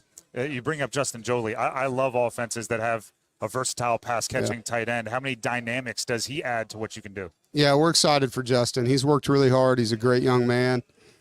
His skill set, obviously, he's athletic as a tight end, but he's also a thick, strong kid that can block. And so you can put him in the box and out of the box. He can do a lot of things and create matchups for you. Between Justin Jolie and Jordan Waters, two guys you played against last year, is game day becoming like a little bit of a, oh, I should take note of him. Let's see. That guy's hard to cover. We should bring him onto our side. Well, part of the evaluation of the portal is looking at people whenever you can, you know, and so we track guys when we don't get them, where they go to school, how are they doing at those schools, and then if you get an opportunity to, yeah, he actually is 6'4", versus sometimes guys heights are different, you know what I mean? Thick shoes, spiky hair. So, you know, body types matter. And so you look at everything. And that's not necessarily what I'm doing on game day. There's recruiting personnel staff that does all that stuff. But, yeah, they're always evaluating. Dave Doeren, head coach, NC State, connecting with us here in Charlotte on the drive.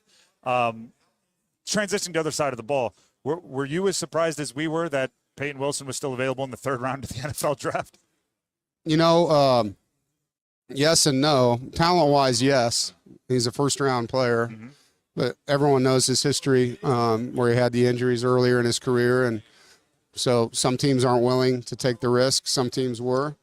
I can tell you this, the Steelers got a great player, and he's excited to be there. And in my conversations with him, he's done a really good job in their early training camps, and I know he's excited about their training camp coming up. And then the last question before we let you get out of here. The defense obviously has to replace that production, and that's not going to be easy just simply by the virtue of the volume of plays that he made. Who do you see stepping up and maybe, you know, doing the bulk of that replacing? Yeah, I don't think it's one player. I mean, obviously Sean Brown's going to be our will linebacker. We're excited for Sean. But anytime you lose a player, it's like the year before we lost Drake Thomas, Isaiah Moore. Peyton had to elevate his game. Well, the other players on the field have to do the same. Davin, Vann, Aiden White, Devin Boykin, all these guys that played for us in the years past. Brandon Cleveland now getting his opportunity. Devon Betty, Caden Fordham, Brandon Cisse, you name it. And we brought in a really talented transfer in Jihad Carter, Donovan Kaufman. There's just a bunch of guys that have played a lot of football that now get a chance to play at their best level, and they need to do that together. And I think that's how you replace a guy like that. You can't just take the best defensive player in college football and snap your fingers and say you're okay. Why not? That's what Tony's there for, right? Yeah. But Gibby's excited, and I think he's excited that people are wondering how good they're going to be. Last one this time. Do you have the bourbon and cigars became a thing? Do you have anything special saved up for big wins this year, or is it just whatever's in the cupboard? There's always things saved up. I don't have a plan on that. It's kind of an organic thing that happens. But, yeah, we're going to celebrate wins, man. They're precious. Obviously, last year we had a couple that were really big deals from a record standpoint, and we celebrated those together with the players. And hopefully we'll have a lot of big wins this year. We can do the same. I feel like there's got to be some special aged something for the 10th, right? That 10th win's got to have something that's been waiting for it, right? Yeah, we'll see. All right. Coach Doeren, good luck on getting there and beyond. We'll be watching, and thanks for hanging out with us today. I appreciate it, man. Go Pack. Once again, Dave Doeren, head coach, NC State football. That was recorded earlier today here at ACC Football Kickoff in Charlotte. Here's another lesson for everybody out there. If you texted in PORK, P-O-R-K, to 919-860-5326 to enter for your chance to win your weight and meet around this time every day, around 4 o'clock, you need to make sure you can hear your phone. We called one winner, didn't answer. We gave them their 5 minutes. They didn't call us back, so we're getting ready to call a different person. We're going to qualify one person each weekday around this time, around 4 o'clock, to come on air and reveal their weight, and they will be one of the 10 finalists eligible to win their weight in meat. Presented by the North Carolina Pork Council and the dedicated team of farmers that put bacon and barbecue on your plate. Learn more at ncpork.org. Graham's going to call the next name on the list coming up during this break, so have your phones on, and then we're going to talk with more NC State football players, Jordan Waters and Davin Vann, in the next segment. Stick around. The college football season is here, and 99.9 The Fan will be live from Charlotte for ACC Football Kickoff. Touchdown, Carolina!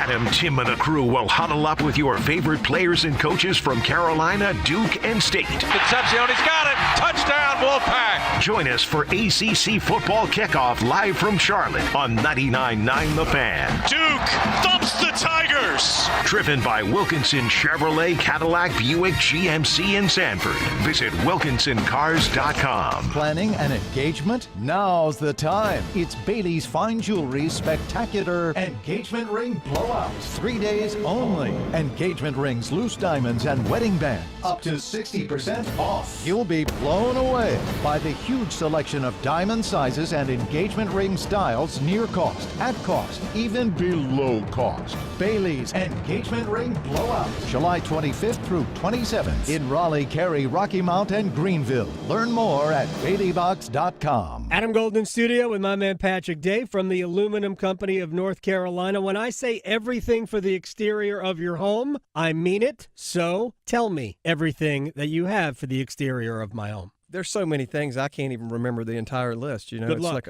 Thanks for the test here. But windows, doors, siding, roofing, gutters, gutter guards, railings, you name it. We have the exterior home improvement you're looking for. The main thing is we're a one-stop shop, right? So you don't have to call 2 or 3 different contractors if you need your roof done and you need your windows done. You can call one company and have it all done. I like that. French doors. French doors. I like French doors. I can't speak French, but I like French doors. Can I tell you, back in the day, you guys did French doors and every window in a home I used to own. Well, thank you for your business. It was incredible. Can I also tell you that it was done in like 2 days? Is that even possible? It is possible. How do you guys do work that fast?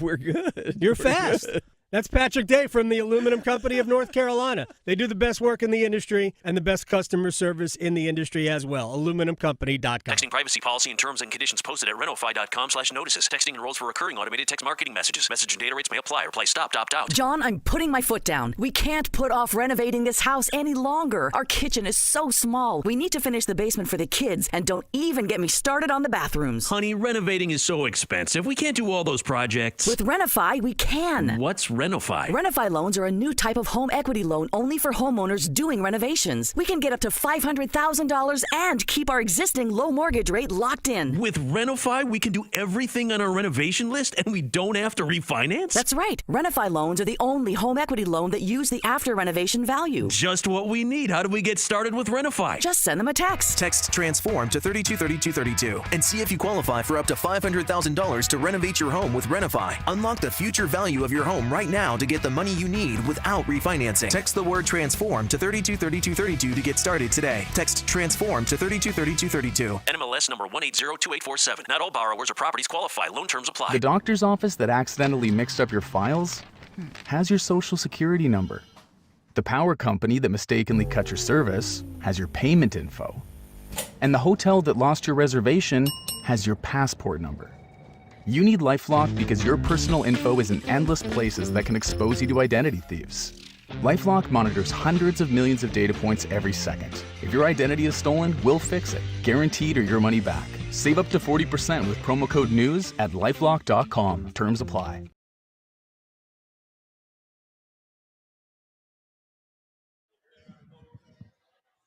The Drive with Tim Donnelly, 99.9 The Fan, continuing our ACC football kickoff coverage. ACC football kickoff coverage on 99.9 The Fan is driven by Wilkinson Chevrolet, Cadillac, Buick, GMC in Sanford. It is time to qualify our next finalist in our Win Your Weight in Pork competition presented by the North Carolina Pork Council and the dedicated team of farmers that put bacon and barbecue on your plate. Learn more at ncpork.org. The finalist for today is named Josh in Raleigh. Josh in Raleigh, thank you for calling in. We appreciate you participating in the event, but we do need one thing from you before we officially make you one of the final 10 finalists. You have to reveal your weight. What are we working with? Of course, that makes sense. I weigh 198 pounds, which, if I'm not mistaken, is a little bit more than the guy who weighed a little bit more than the previous guys this week. Yep. You are. I think you got him by 3 pounds. So every day thus far, I think we've gotten a little heavier. We went from two 130s and then just jumped to 190s. So I'm liking what I'm seeing right now. I mean, the prize would be bigger for you. As always, give us some details. How do you like it prepared? What kind of barbecue? Is there sauce? Is there a smoker involved? What's your style? No, my brother does good smoking techniques. I just grill, and it's pretty simple for me. All right, simple. There's nothing wrong with simple. Simple can taste great. Josh, again, congratulations. You are a finalist. Sit on the line just in case Graham has some more info to get from you. But you are a finalist, and we'll be drawing the winner on. Let me make sure I get this right. Monday, August 5th. That's out right. of the finalists. So be prepared. All right. All right. There we go. Sounds good.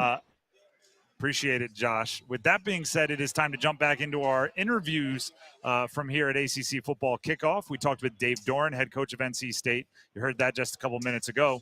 Earlier today, we also talked with Jordan Waters, grad student running back for NC State who transferred from Duke this offseason. Needless to say, we talked about it. That conversation right here for you. Tim Donnelly here on 99.9 The Fan, joined by Jordan Waters, grad student running back, NC State Wolfpack, here at ACC Kickoff in Charlotte. Jordan, I know what your offseason was about. It was about that long trek from Durham to Raleigh. Yeah, it took hours. How does – I mean, it's a short trek, like literally, but it has to be one that took you a while to, wrap your head around. Yeah. How do you end up transferring from Duke to State? Man, I'm still amazed. I walk in every day like I'm really here. Especially when I go back home and I go to the crib and I got on my NC State radio. Like, bro, you really go to NC State? I'm like, yeah. But it was a good transition. Everybody took me in and welcomed me. What happened to all the Duke gear? So look, a lot of company hit me up. They were like, bro, you want to sell some gear? I'm like, nah, I'm going to give it out to my people back home. So I've been getting a lot out. So if you go to Fremont, North Carolina, you might see a lot of Duke Blue. A lot of Duke Blue. Yeah. All right. How often do you bring up to your teammates that 83-yard touchdown from last year? Not often, man. I'm past that game, but it was a good experience, though. I was going to say, you have to keep that. Like when It's someone in the back now. If somebody plays one, I'll bring it out. Jordan Waters, grad student running back, NC State, transfers from Duke to NC State this offseason. We were talking with Jordan Moore yesterday, one of your old teammates, and he actually said that you guys had talked on the phone yesterday. Yeah.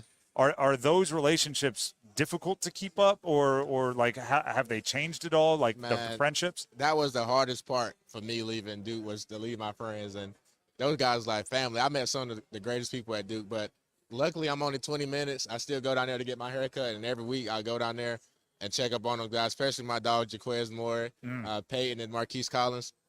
Man, those are my guys, and that was the hardest part, was leaving those guys. I read all the preview articles, right? I'm sure you guys don't, but I'll give you a little summary. Okay. One of the most often named things about what this season hinges on for NC State is getting the running game going. Yeah. Over the past few years, particularly with the running backs, right? The quarterbacks have had some success running the ball. The running game hasn't maybe been where you want it to be. Do you feel that pressure coming in as one of the people that everyone is looking towards for, like the key swing or that key matchup that's all of these talking heads are talking about? I don't feel like there's no pressure, man. I feel like I come in and I can help balance the offense, and we can run and throw the ball. And we got a lot of great guys to help me do that, and I got that, have my O-line. And then we got Dalen Smothers and Kendra Raphael that's back there. And I can't forget DeMarcus Jones and Jordan Poole, man. They're doing all the dirty work that nobody sees. They don't make the flashy plays, but they going out there and doing all the dirty work. Is there the transfer portal is so new, right? Mm-hmm. And I played college football, but it was pre-portal, so it was able, the bonds you made this year helped with next year and the year after. Yeah. Have you all been able to come together as a team or especially as an offense, with so many new faces, from Grayson McCall, Noah Rogers, Justin Jolie, yourself, Smothers, like Correll? There's so many new faces. Most definitely, man, because everybody got the same goal, and that's the goal of winning the national championship. And now I think we putting people in places where we can do that, and everybody's all about it and all about winning, and I think we're gonna do it. Do y'all talk about a national championship? All the time, man. That's the goal. I feel like if that's not the goal, then we shouldn't even be playing. All right. How's Grayson McCall at putting his kind of imprint on the offense? Man, he's a dog, man. I knew Grayson before this, not personally, but just watching Coastal and the way he play and run the ball, the trash talk, and I'm all for it, man. He hit me up and was like, let's do it. And when he came in, I'm like, F it, let's do it. And we here. Jordan Waters, grad student, running back, NC State. Before we let you go, I saw online one of the NIL opportunities being offered is that they can fish with you. Mm-hmm. How legit are your fishing skills? Man, they're legit. Ask Coach D. Now, Coach D is you fished with Coach Doeren? Man, he's real legit, man. But I learned a couple things from him, man. He's the real fisherman. Really? Yeah. He can fish. What were y'all fishing for? Striper bass, carp, crab, and big mouth bass. All right. Yes, sir. Hey, you learn a lot about somebody when you get them out there on a lake. Coach D can fish, though. Coach D can fish. So it's bourbon, cigars, football, and fishing. That's him. That's him. That's him. All right. I think that's a good way to describe him. Jordan, we appreciate you for hanging out. Good luck this season as you make that long trek over to Raleigh. Yeah, man. I'm still moving. There you go. I appreciate you, though. Once again, that was Jordan Waters, brand new running back for NC State. A lot of expectations on him to get that running game going for State after transferring from Duke. Our next conversation is another guy with a lot of expectation on his shoulders. But if you pay attention to the lifting stats that NC State puts out, strong enough to handle them. Senior defensive lineman Davin Vann for NC State stopped by our booth earlier today here at ACC Kickoff, and this is how that went.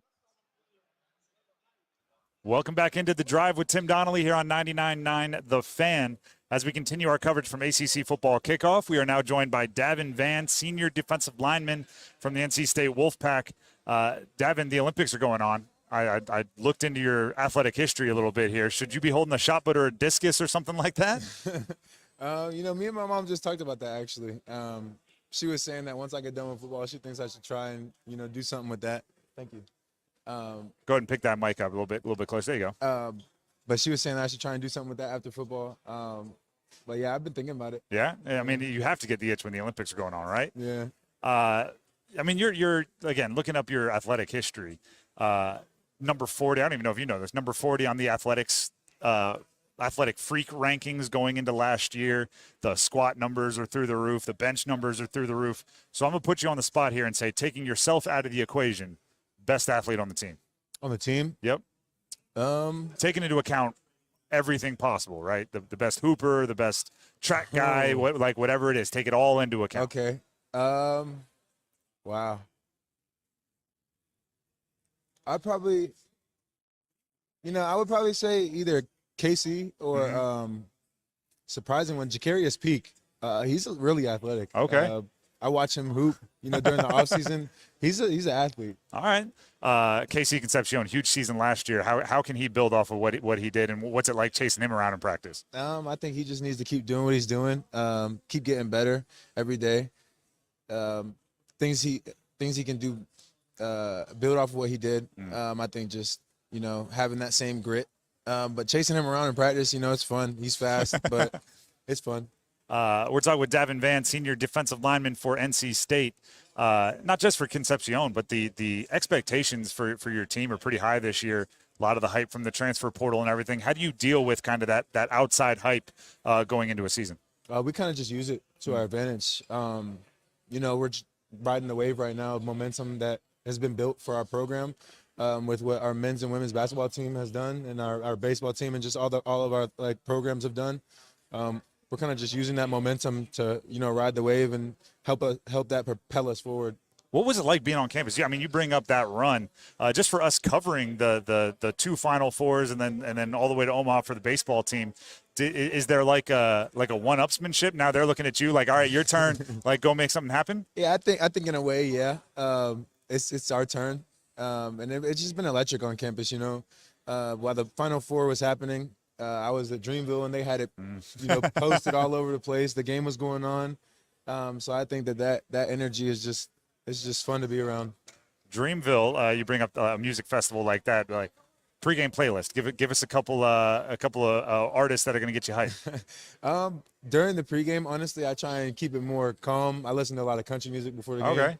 So I listen to Chris Stapleton, Zach Bryan, Morgan Wallen, those kinds of Luke Combs.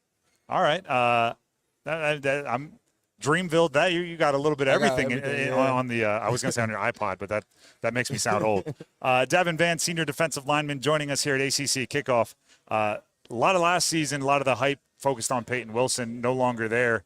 How do you fill that role from both a leadership standpoint, but then also a production standpoint? It's really. I'll be honest, it's a really hard role to fill. But obviously, the awards show how talented he was. Yeah, he's just a great player, great person. But I think that, the guys that came before me have done a great job of helping me develop as a leader and as a player. Zay Moore, Drake Thomas, Peyton Wilson, of course. But I think they've helped instill in me the things I need to fill that role. Anthony Belton, I want to talk about him as well. A lot of people see him as an NFL offensive tackle, and obviously that means you're going up against him in practice a bunch, and you're going to know his game very well. Yeah. What kind of player is Belton? Belton's a great player. He's a really – you know what? I take that statement back earlier. He's probably the most athletic person I've ever seen. He is offensive lineman in the mix. To be that big and to move as fast as he can move, it's kind of crazy and unreal to think about. But, yeah, I think he's a great player. We're talking with Jordan Waters later today. How weird is it to see going from him at Duke, breaking off a long touchdown run to now suddenly you're rooting for him to break off long touchdown runs? Yeah, at first it was a little weird. I can't lie. That was the discussion, topic of discussion for a while. But it's great having him around. He's a great person. I love being around him. Looking forward to seeing what he does this season. Last one before we let you go, and thank you for hanging out with us. ACC Kickoff, a little bit of, I like to say you don't know somebody until you travel with them. Yeah. What kind of a travel partner is Dave Doeren in a smaller group when you're not moving as like the whole team? He's a great travel buddy. He's funny. He's just great to be around. Do you have any funny stories you can pass along, or are these all off-air variety? All off-air. Oh, okay. Salty Dave. Everybody knows Salty Dave, so I'll let you keep those. Davin, we appreciate you for hanging out with us right now, actually, and good luck this year. Thank you very much. Once again, Davin Vann, senior defensive lineman for NC State, chopping it up with us earlier here on The Drive with Tim Donnelly on 99.9 The Fan. We transitioned from NC State to one of their rivals. Earlier today, we caught up with Barrett Carter, one of the favorites to be a Defensive Player of the Year in the league, senior linebacker for Clemson. Barrett Carter stopped by our booth, and it went like this. The Drive with Tim Donnelly here on 99.9 The Fan, continuing here in Charlotte at ACC Football Kickoff with Barrett Carter, senior linebacker from Clemson. Barrett, I guess we'll start here with you're here. Not many people expected you to be here when the season ended. Why come back for your senior year when those professional football opportunities were likely there? Yeah, to say it was an easy decision, I'd be lying to you. Definitely the hardest decision I've ever made in my life, but I looked at the team that we had coming back and, received from great knowledge from a local pastor, Dan Leanne. But I looked at the team we had coming back, and I'm like, we have the talent to go all the way. So that's why I'm back here. Is it going to be strange being in that linebacker core without Jeremiah Trotter? It definitely is taking some adjusting a little bit because Trot and I came in together. That was my roommate for 2.5 years. So just not seeing him every single day is a little odd, but you gotta learn to adapt to new situations. So it's been fun though. We're talking with Barrett Carter, senior linebacker from Clemson. The interesting part of your program is, right, so many of these other teams we talk to, we're talking about the incoming transfers, and you just don't have any. Do at times you maybe wish that there was a way to bring in some more talent, or are you happy with the way Coach Sweeney runs that? I'm happy with the way Coach Sweeney runs it. When I commit to Clemson, I did it because I trust in him and I trust in our staff. And we recruit high school guys because we want them to come in and play. And Coach Sweeney stands on that. I stand behind him with that. So that's why we bring in great men and great football players out of high school for them to play. So don't come to Clemson if you're not ready to play. So that's all I would say. So who has maybe been biding their time, waiting, that's going to get a chance to maybe shine on the defense this year? Oh, man. No spots are solidified right now, so everyone's still just fighting for a job and fighting for that starting spot. But we have dudes at each position who are hungry and who have so much drive behind them, who are just ready to come in and just battle things out and see where it lands. But we have dudes at every single position just ready to get on the field. Let's talk about one of those dudes on the offense, Cade Klubnik. A lot of people are expecting a kind of a breakout for Cade. What have you been seeing from him in practice going up against him? I've seen him step up as a leader. From the day he stepped on campus, he already had that leadership aura to him. But he's really taking the next step with that this offseason. And I've seen him just put in so much extra work with the guys and gain more comfort within the system and with his O-line, running backs, receivers, and tight ends. So they definitely make our job very stressful every single day, again, to compete with them. We're talking with Barrett Carter, senior linebacker from Clemson. Georgia to start things off. That is a big game. It's what I would like it as a player is because you can talk about it. Because if it's like the third game of the year is a big game, you got to worry about week 1. You got to worry about week 1, week 2.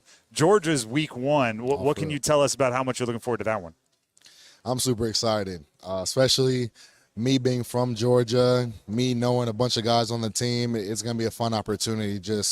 They've arguably been the best program in college football the past couple of years too. So just seeing how we match up versus them and the work that we put in this offseason, I'm excited to see us compete and go out there and just battle it out for four quarters or however long it takes. Barrett Carter, senior linebacker from Clemson. Barrett, I want to have some fun with you. And this one, I know our producer, Dennis, is really going to like.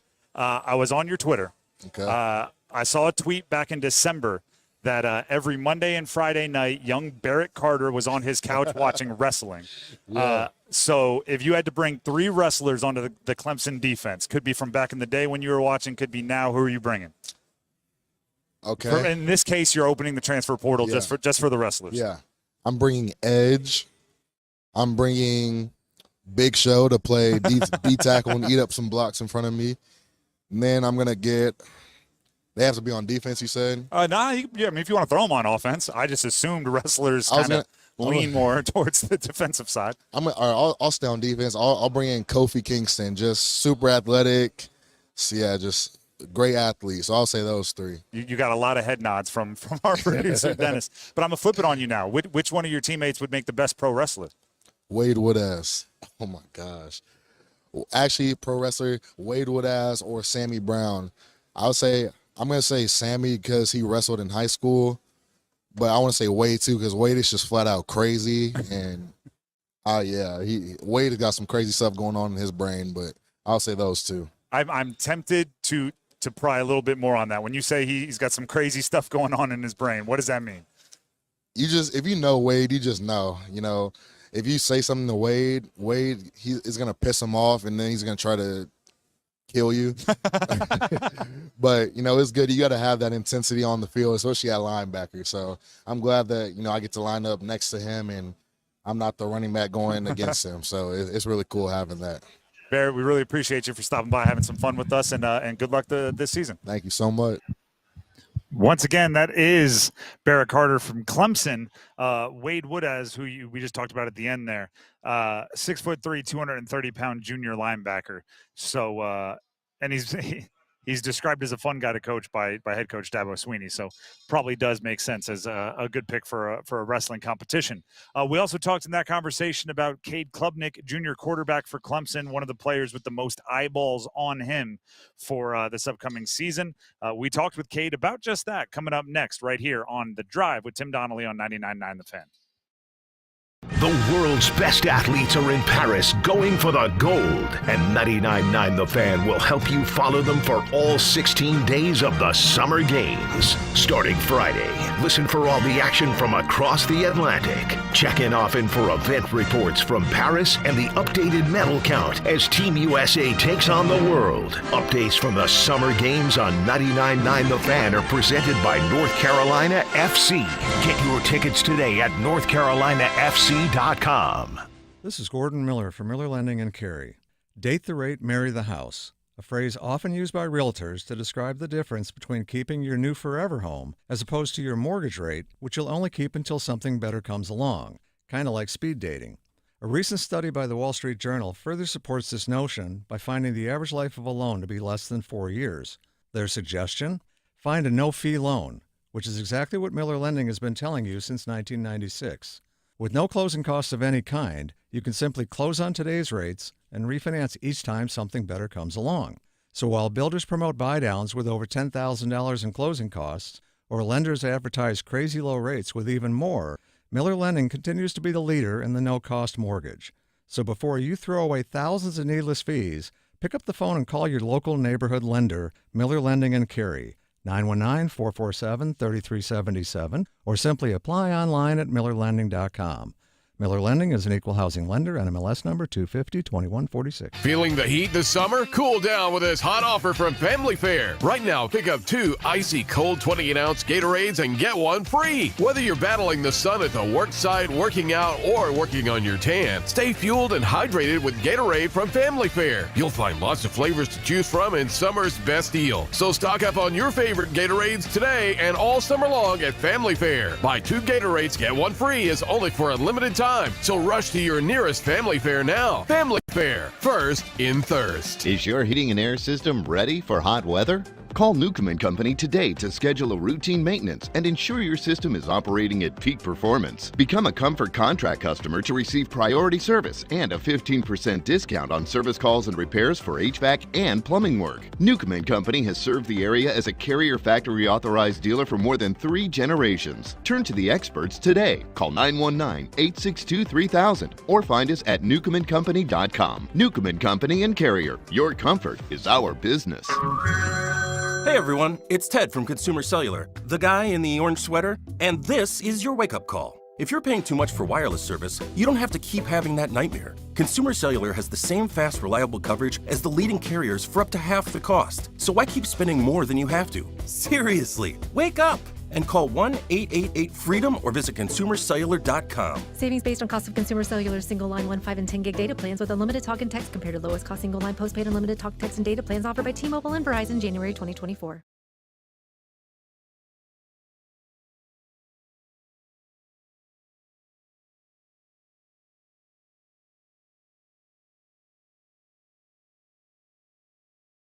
The Drive with Tim Donnelly here on 99.9 The Fan, back at ACC Football Kickoff, now joined by Cade Klubnik, junior quarterback for Clemson. Cade, I don't even know where to start this interview because with every other team we start talking about the new transfers, and you guys don't have any. What does it mean for a program when the coach is riding with the guys that he brought out of high school? Yeah, I love it. I love it. I mean, we've got my transfers right now are Bryant Wesco, TJ Moore. Those are my two guys that I just got to bring in. So in my mind, I just brought two of the best receivers in college football into my team. So I'm super excited about, the guys that we have on our team. And, for the first time since I've been here, we're not going to be starting a freshman, I'm pretty sure. So we've got a lot of guys that are coming back and just super excited for that.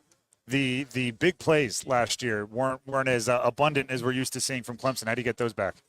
Yeah, I mean, just, being able to protect the line of scrimmage and, got to take shots whenever you want them and, get to some second and shorts, being able to take care of first down. And, I think that have guys that they can go do it, and I think we do.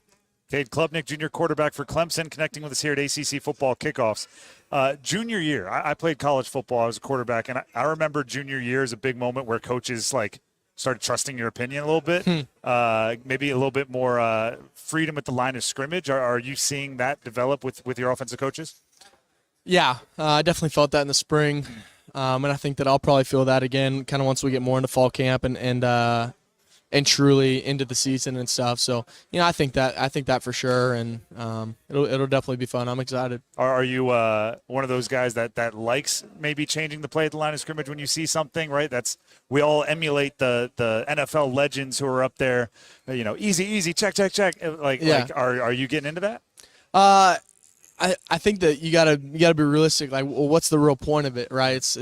It's a you're always right, right? So it's say you're in a really crappy play, say you're in a bad play, defense just running the perfect thing that's gonna stop your play. Sometimes just like that, those guys are defense coordinators for a reason. So it's being able to check out of a bad play to get us into a really good play, or even just a good play to at least get 4 or 5 yards instead of -4. So being able to check out of stuff, and then also being able to check into stuff where, oh wow, they're too high safety, let's tag a poster out or something right here. So being able to do kind of some freedoms like that is good. It's again, a kind of Clemson comes with a certain set of expectations, right? 3 straight years of not making the college football semis. Is it a slump? Do you guys feel pressure to get back to maybe the heights of the program? We're focused on just having a great year this year, and we're just focused on 1 week at a time. And we've had a great off season, and we've been just going to work. We've been going to work the last 7-8 months, and just really excited. Cade Klubnik, junior quarterback for Clemson, connecting with us here in Charlotte on the Drive. Are you excited to face DJ Uiagalelei? Do you have that game circled against your old quarterback room compadre? Yeah, it'll definitely be really cool to play against him, and obviously DJ was a good friend of mine whenever he was at Clemson, so excited to be able to play him again, and it'll definitely be a really, really cool deal. Before that, though, you opened the season with Georgia. Do you like starting with a heavy hitter like that? Yeah, I think we have a lot of really good teams we're playing this year. We've got a really good schedule this year with a lot of great opponents. So obviously, Georgia's been one of the best teams in college football the last couple of years, but we're focused on having a great year at the end of the day, and and obviously we got a great week 1. We're focusing on having a great week 2, and a great week 3, and a great week 4. So we're focused on having a great season. Does Dabo train you all to talk like that? Is that is there a course you take where because I mean that could have come straight from Coach Sweeney. That's the mentality we need to have. I mean, at the end of the day, that's what we need to have. So the transfer line earlier, you guys are well aligned in that program, I guess. Yeah. I mean, we're all one for sure. All right, I was on your social media looking around. We have Roback for clothes and the threads. We have United Bank for financial reasons. You were one of the College Football 25 ambassadors. There's Raising Cane's out there. You have your own merch store online. What endorsement can we help you get? What industry are you not in yet that we want to be in? Oh, man, that is a great question. And if I missed anything, feel free to shout them out. Ooh. I mean, I was actually just talking to somebody today, maybe like getting some sunglasses or something. I do love some shades. That'd be pretty cool. Maybe like, Ray-Bans or Oakleys or something like that. That'd be pretty fun. I don't know. Just an idea. There we go. I like it. And also, poking around a little bit online, Westlake High School. Yeah. Pretty serious football history there. Yeah. So what we're going to do here is we're ranking them as high school quarterbacks. Okay. Because obviously we don't know how all the pro is going to turn out. We have Drew Brees, Westlake High School legend, Nick Foles, Sam Ehlinger, and Cade Klubnik. Those four as high school quarterbacks, because all the high school football is hay in the barn. It's been done. It's set. Rank those four. I mean, it's so tough to put myself in there because of those other three guys have had such amazing careers. We're just talking as high school. We're just talking as high school. I know it's tough because you know what I want to say because of, Then say it. Then say it. I mean, I got to put Drew one. I mean, he won the first state championship at Westlake ever 25 years ago now. Not only are you saying he's the best, but you're also throwing the old man jab at him. I like it in both sides. No, all right, so Drew's one. Yeah, Drew, and then, if you want to say it. I'll have to put me second just because when it comes to actual high school careers, we had a really, really good program under Coach Dodge. So I'm gonna put my high school career second just because we won a couple state championships, and then I'll put Nick and Sam tied because they both went to the state championship and lost. But when it comes to overall careers, I'm gonna go Drew and then Nick and then Sam and then me. But with more to be written, right? With more to be written. With none, just none the of it being beginning. done. Cade Klubnik, junior quarterback from Clemson. You mentioned a few names earlier, some new guys added to the offense. We're obviously aware of Maffa. He's getting a lot of hype here today. Who else should we be looking for maybe one of those big plays? Yeah, I think Bryant Wesco is going to have a great year. When it comes to somebody that nobody's really talking about, TJ Moore, and then guys that are coming back, Antonio Williams, Tyler Brown, Jake Brennestool, and then Adam Randall, Cole Turner. Those guys, they're going to have a great year. So. Well, it was fun talking to the second best Westlake High School football quarterback here. We appreciate you for taking the time. Good luck this season. Awesome. Thank you. Once again, that's Cade Klubnik, junior quarterback for Clemson, here on 99.9 The Fan. We are at the 2024 ACC football kickoff, and I'm just going to say this. If he does end up getting a sunglass deal with someone, I feel like he should throw a couple pairs our way because we got the word out, right? That's Dennis just yelled across, polarized. Yeah, we want the good ones. Again, that's Cade Klubnik, junior quarterback from Clemson. I'm Tim Donnelly. Right now, I want to tell you about my friends over at Capital Financial Advisory Group, and that includes Coach Pete. I've talked to so many coaches over the last 3 days. It's Coach Pete would fit right in. He will help you regain control of your foundation for retirement and see you to and through a worry-free retirement. Call now for Coach Pete's famous and elaborate total retirement plan. There are 22 steps that go along with the process of identifying your unique financial composition and determining the best way to navigate your journey along the way to and through retirement. Coach Pete and his team at Capital Financial develop a total and customized retirement plan so you can be secure and maintain confidence and control of your finances. Coach Pete is committed to helping you retire like a champion, getting you through the financial red zone, over the goal line, and into that retirement end zone. Give them a call at 800-691-3215, but make sure they know you heard about it from me, Tim, and they'll hook you up. 800-691-3215, or you can text Tim, T-I-M, to 600-700. Once again, that's Coach Pete and Capital Financial Advisory Group. The starting five is coming up next, and more interviews from ACC Football Kickoff. Stick around.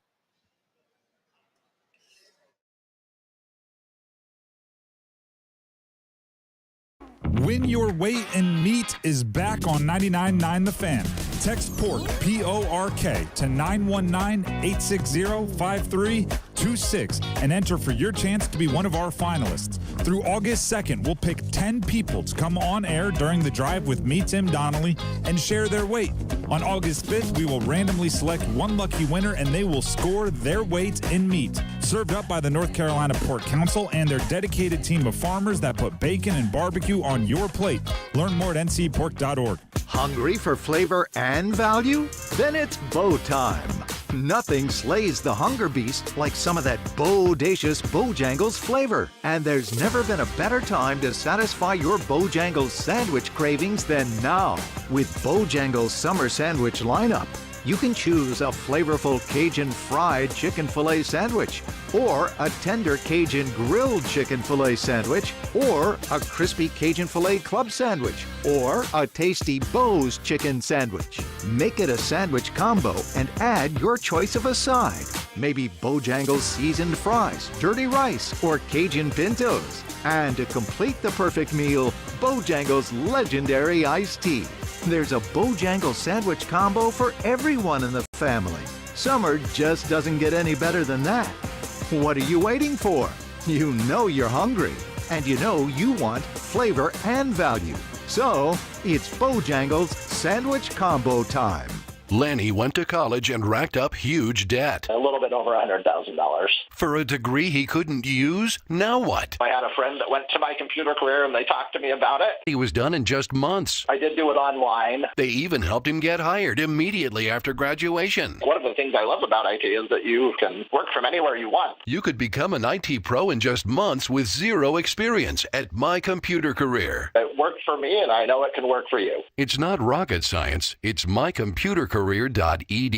Hey, it's Adam Gold, and people like to call these the dog days. We're not quite to where the football season starts. All we've got is baseball, and it is a summer of soccer. And this summer, FanDuel is hooking up all customers with a boost or a bonus daily. That's right, a boost or a bonus daily. Something for everyone, every day, all summer long. Head over to FanDuel.com/AdamGold, FanDuel.com/AdamGold, and start making the most of your summer. FanDuel is the official sports betting partner of Major League Baseball, so you can bet on home runs, strikeouts, double plays, whatever you want at FanDuel. 21 or over and present in North Carolina. Opt-in required. Wager requirements apply. Bonuses awarded as non-withdrawable bonus bets or profit boost tokens. Restrictions apply, including bonus expiration. See terms and conditions at FanDuel.com/sportsbook. Gambling problem? Call 877-718-5543 or visit morethanagame.nc.gov. This hour of the Triangle Sports Leader is powered by Ritchie Law Firm Injury Lawyers. He scores! What a comeback! Visit GotBryan.com. That's GotBryan.com. WCMC HD1 Holly Springs. Take us with you on radio, web, app, Alexa, and YouTube. 99.9 The Fan, the Triangle Sports Leader. Good afternoon, everyone. I'm WRAL meteorologist Mike May. Showers and storms are likely into the evening hours. They have dumped some heavy rainfall already. More is possible into the evening. Watch out for localized flooding. 72 the low. The focus of showers and storms tomorrow should be in the southern counties. Weather update brought to you by Newcomb & Company, where your comfort is their business. Visit newcombandcompany.com. 5 o'clock check of your money. Dow Jones closes the day up 81 points at 39,935.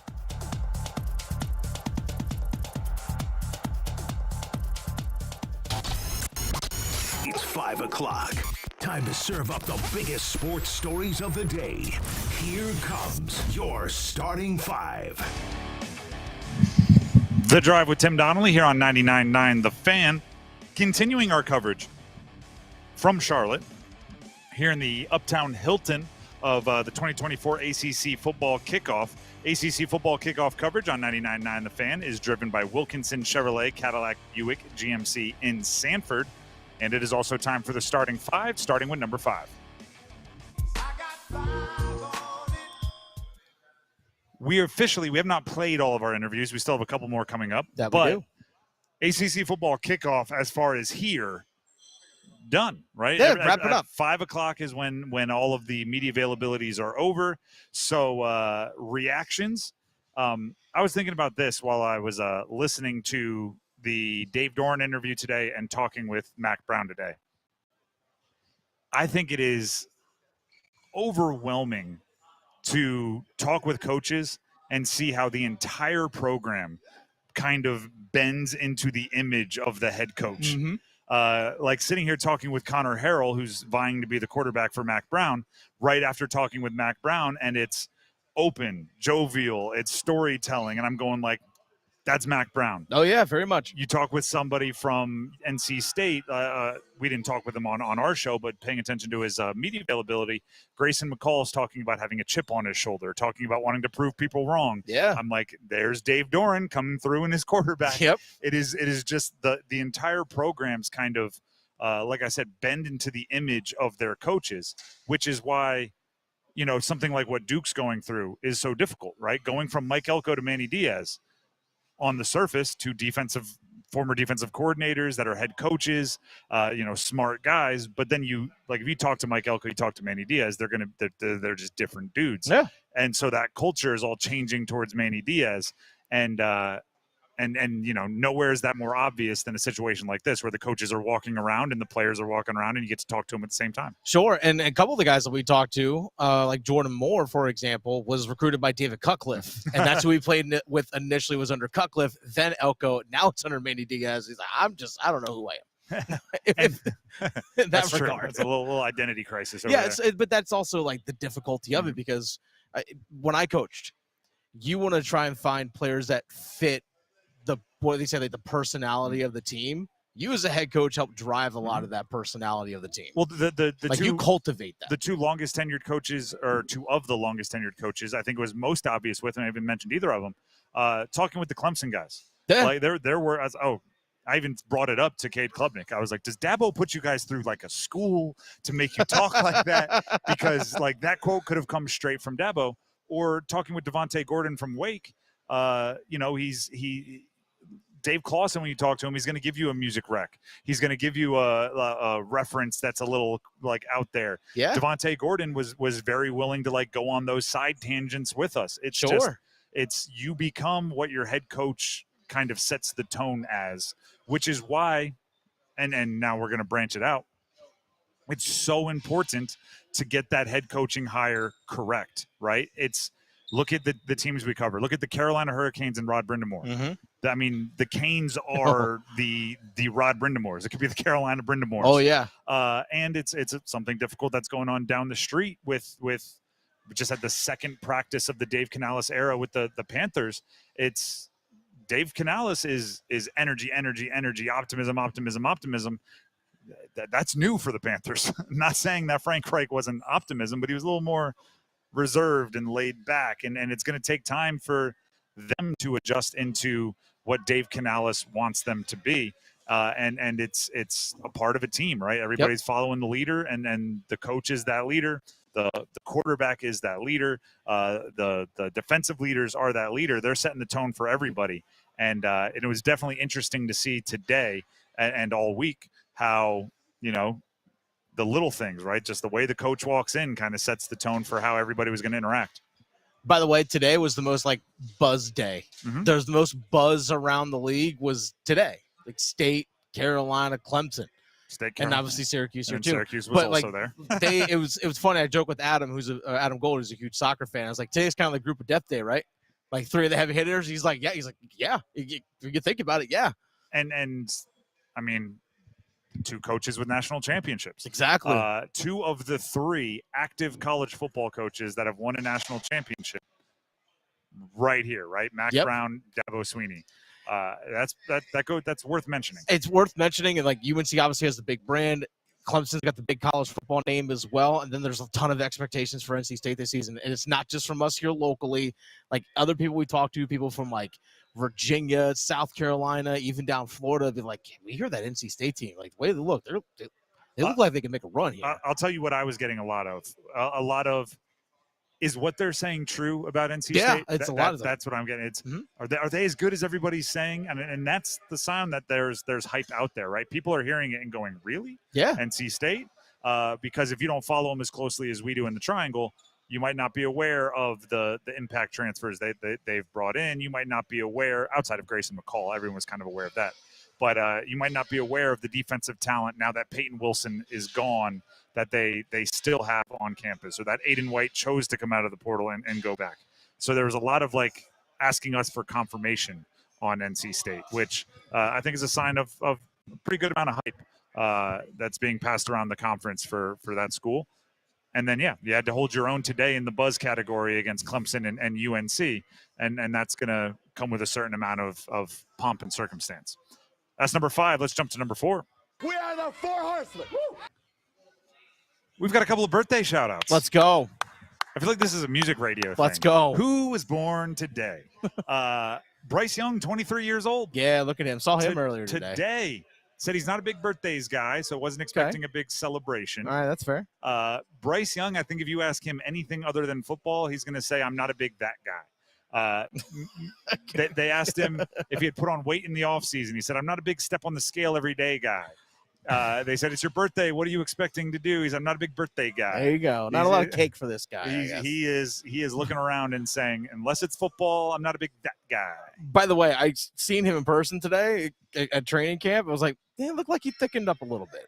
Stronger, like honestly, maybe it was only 5 solid pounds, maybe. Which is crazy because I can't imagine that there wasn't every strength coach in the world working with him at Alabama.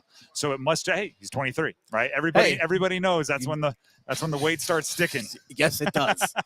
Yes, it does. And then wait till you get 30, there, buddy.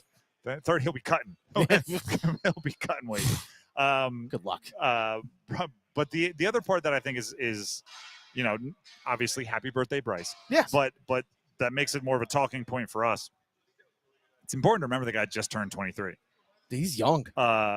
There's guys we talked to here that are older than him. Grayson McCall, Max Johnson are going to start at NC State, and Max Johnson is as a competitor trying to start at quarterback for UNC. They're both older than Bryce Young. Yeah. And needless to say, all of the sixth-year players that we've talked to are likely older than Bryce Young. The Devontae Gordons from Wake and on and on. Tristan Sinclair from Stanford. So Bryce Young, he's not at the top of his potential. You want him to be better than he was last year. Oh, yeah. You want him to play better. But there's reason to believe just individual improvement will come with age, right? Credit to Mack Brown. Mack Brown said, I think it's too long. He said, there's six-year players here. I think that's too long. You're blocking other people from playing. You can just go get a job. It's too long. But guess what? There's a good player who is a 6-year player. He's not kicking him off campus. No. All right, if you want to stay, come on back. Because with age comes wisdom. With age comes a little bit of experience. So maturity. Bryce is still gaining that. Yeah. Another birthday today. Jordan Martinook. That's a Marty party. Let's go. 32 years old today. Let's go. 32 for Party Marty. He might throw a party. Bryce Young might not be a big birthday guy. I mean, he's got his beer. Feels like Jordan Martinook might be a birthday guy. He might even be a let's party even though it's not your birthday kind of guy. I mean, he's got a beer. Exactly. He's got a beer with R&D. But also, turning 32, just signed a 3-year deal, leading him up to 35. That's good money spent by the Hurricanes. I think so, because you see in hockey, 32, 33, 34, that's kind of like the tail end of prime. Mm-hmm. It's you could still be for him, 15 goal scorer and still playing at his level and playing the tempo that he wants to, 32, 33, 34, which is what his contract is. It's fine. It's perfect. And works also, out well. Like what I was just saying, with age comes a little bit of wisdom. Jordan Martinook's only going to become better as a leader, better as a culture setter, better. I mean, he's already pretty darn good, but the more and more and more, the new guys that come in, and we are expecting the Canes to have, what do you think? 2 defensemen. We're talking not this year, but next year, Morrow and Nikishin. 3 forwards maybe making a serious dent in minutes in the forwards. Again, not this year, but the next year. You're going to want, good 33-year-olds in the locker room for those guys to learn from. Martinook gets to be one of them. Well, we talked a little bit about culture. You mentioned Rob Brindamore and all that. He's part of that makes sure that the culture of that team and the head coach all translates, as he wears the A on his sweater as an alternate captain. And with so many new faces even coming in this year, you want to make sure that he incorporates the new guys coming in, makes them feel welcome, but also make sure hey, this is how we do things around here. This is the expectation. This is the standard. This is how we do things. I got 2 things for you. One's fun, one's serious. Which one do you want first? This is what we do. hey, welcome, glad to have you. Either way, you're getting both. Seriously, work hard. That's number 4. Let's jump to number 3. 1, 2, 3. On the eve of Panthers training camp, we talked about pass rushers not looking like the most depth on the team. They had some injuries. DJ Wanham still not practicing. Amari Barno still not practicing.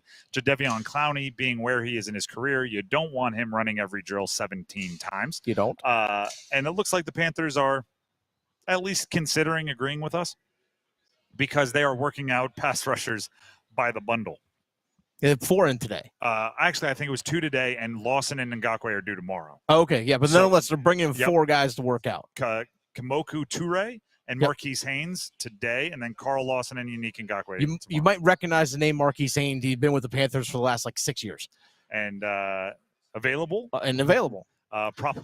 That's why he was today, right? He was close by. Yeah, exactly. He was just right down the road. Hey, Marquise, hey, finish your breakfast. Come on down. Yeah. But here's the thing with Marquise Haynes last year was dealt with a back injury a lot. So he was around the team, but really didn't get a lot of playing time because he was dealing with a back injury. And I think that's one of the reasons why, because he really wasn't productive last year in that regard. I mean, that's one of the reasons why he was a free agent. But he was around the team, so he knows the system. Players know him. Guys know him. So at least the whole defensive coaching staff knows who he is. So that familiarity definitely is a plus for him if they are looking to sign somebody. Dan Morgan knows him. Exactly. Dan Morgan knows him too. Was an assistant GM last year. It's not like he wasn't around. Also, so they know what to expect from him. Also, these are the players that are available at this point in time. Yeah. They are waiting for the right opportunity. Maybe they're just waiting for a call. But, veterans like Marquise Haynes, Carl Lawson, and Ngakoue, I don't know as much about Toure. You welcome them when you see a need, even after training camp begins, because they're veterans. You trust them. They're going to show up in shape. They're going to fall in line. They're not going to upset the apple cart, if you will. I did see that even with the Panthers working out here in Charlotte, right? They're not away for camp like they traditionally are. They're literally 3/4 of a mile down the road. Even with them being there, there's only letting veterans with 5 years or more of experience go home at night and sleep in their own bed. Okay. Everyone else is at the team hotel. All right, nice. So that's kind of what I'm getting at here. We're saying these guys, most of them, they're going to be able to go home at night. You already trust them enough. You know what I mean? They're 5+ years in the league. So that's interesting to me that that's who they're considering bringing in as a pass rusher. It feels like they have enough young lotto tickets. Amari Barno might be something. DJ Johnson might be something. This guy might be something. They want some sure things. Hey, we can put him in there. He can play NFL snaps tomorrow, and our defensive coordinator will not be covering his eyes going, what just happened? So pass rushers brought in for a workout over the last today and tomorrow. Knock on wood, I haven't heard anything today about someone from the Carolina Panthers getting hurt. So knock on wood, that means you're 2 for 2. Means you're 2 for 2. And we have seen some things from around the league. Exactly. The Rams lost the starting cornerback. Those injuries the first couple days are brutal. Because you do your whole offseason to playing your roster, you're doing your game plans and everything's set. All right, we're going to have this guy doing this. This is going to allow us to do these things. Then all of a sudden hurt. And you're like, well, everything that we had planned, scrap it. And I mean, I remember these injuries because as a player, you work so hard to get ready for your season. And the first couple of days, there's buzzing energy. Everybody's running. You're tapping people, right? You haven't seen them in a while. It's like the first day of school, but a much heightened testosterone version of it. Everybody's just having a good time. You're packing, smack someone on the helmet. Who did that? Just because you're all it's like kids again. Trash talking. And then the moment somebody hits the ground grabbing a knee, it sobers you up so quickly. So if you can avoid that and keep riding that high, there's nothing. It's not like there's anything you can do necessarily. Sometimes you just plant the wrong way and your foot bends the wrong way. But yes, avoiding injuries. You'll never hear me downplay that, particularly early in camp when it seems like the soft tissue injuries and the tendons and everything are a little bit more susceptible. That's number 3. Let's jump to number 2. Just the two of us. A little bit of a rough day for former NC State quarterbacks in the NFL. Slightly. So yesterday we talked about it, maybe even 2 days ago. The Patriots came out and said Jacoby Brissett is the starting quarterback as of right now, as of this time. which sounds a lot like I'm not guaranteeing tomorrow he's going to be the starter. Give it 5 minutes. Well, since then, and I follow all of the beat writers and I follow all of the aggregate accounts that are annoying and take credit for other people's work. Yeah. I follow them all because I'm a NFL junkie. The positive reports coming out of Patriots camp are Drake May related. So positive for UNC. Okay. Drake May is the guy with the wow throws in camp. And it just seems like it's tough to put that toothpaste back in the tube when you draft someone number 3 overall and they show up and are showing off all these cool gadgets that they have in their tool belt and they're throwing the deep outs effortlessly and they're getting the wow moments at camp. It just feels like a snowball that's going against you as the quarterback who's like, I make the smart decisions and make the easy throws. Yeah. It's like, yeah, well, he throws it 75 yards in the air. You're like, but I complete it 7 yards down the. It's even if it feels like the right move and you're making the right reads, it's a downhill that's really, really hard to stop. And that's where I think Jacoby Brissett has kind of found himself at camp for the Patriots, especially from a team who's the biggest playmaker on the Patriots? Like, who's going to make the highlight? Ramondre Stevenson, the running back, is a check down for 7 yards going to be on Sports Center. It might. Pop Douglas is a receiver, young receiver. Some are happy about. The name Pop Douglas should be on Sports Center every day. Who is Jalen Polk? I think they drafted in like the second round. Yeah. I think they're going to. Drake May is the guy with the juice on that team. Mm-hmm. And it's hard to hold back the guy with the juice in a quarterback competition if you're Jacoby Brissett. And then elsewhere for former NC State quarterbacks, Russell Wilson didn't practice today. Okay. He had a calf issue that he woke up with, is how they described it. Okay. Welcome to being in your mid-30s. Justin Fields took the first team snaps. That's what that is. He slept funny. He woke up and my neck hurts, my back hurts. I got a calf thing Yeah. going. I fell asleep on the couch last night and nobody woke me, so I was down there for 2 hours. Now I can't look left. Like, that's just your 30s. That's mid-30s. That's what that is.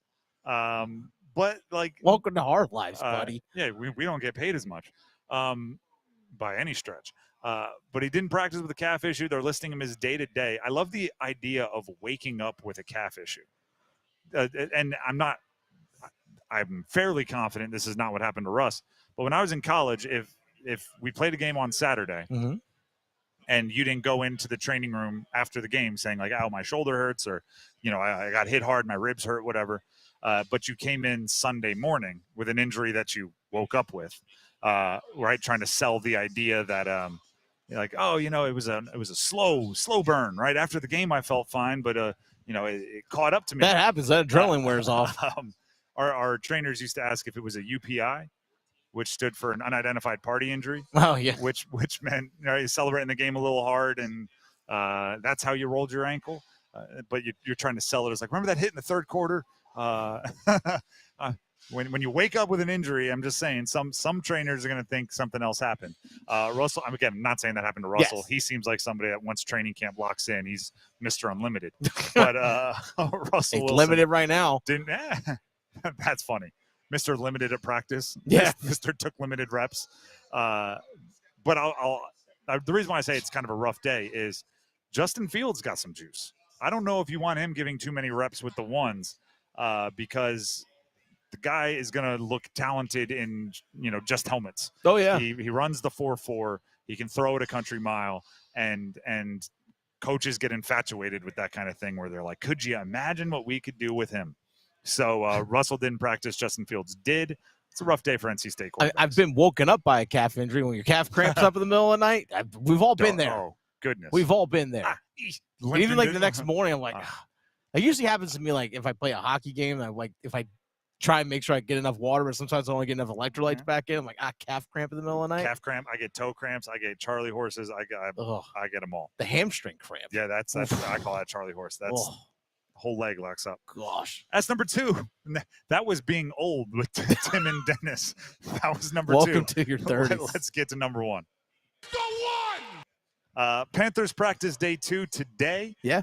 Back-to-back days out there on the field this morning.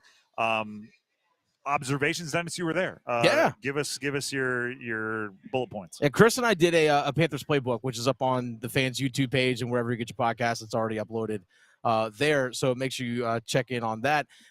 For a couple things that I noticed today and talking to a couple of people is today was a smoother day in regards to everyone knew where to go. There's a little bit more like tempo in that regard. It's like, all right, we're not trying to figure out, okay, wait, the timing on this. All right, which field do I go to? Like, is this field 1 or is this field 2? Because the quarterback's always, who are we with? Because everybody else can do individuals, right? You can, like, wide receivers can work by themselves, running backs can work.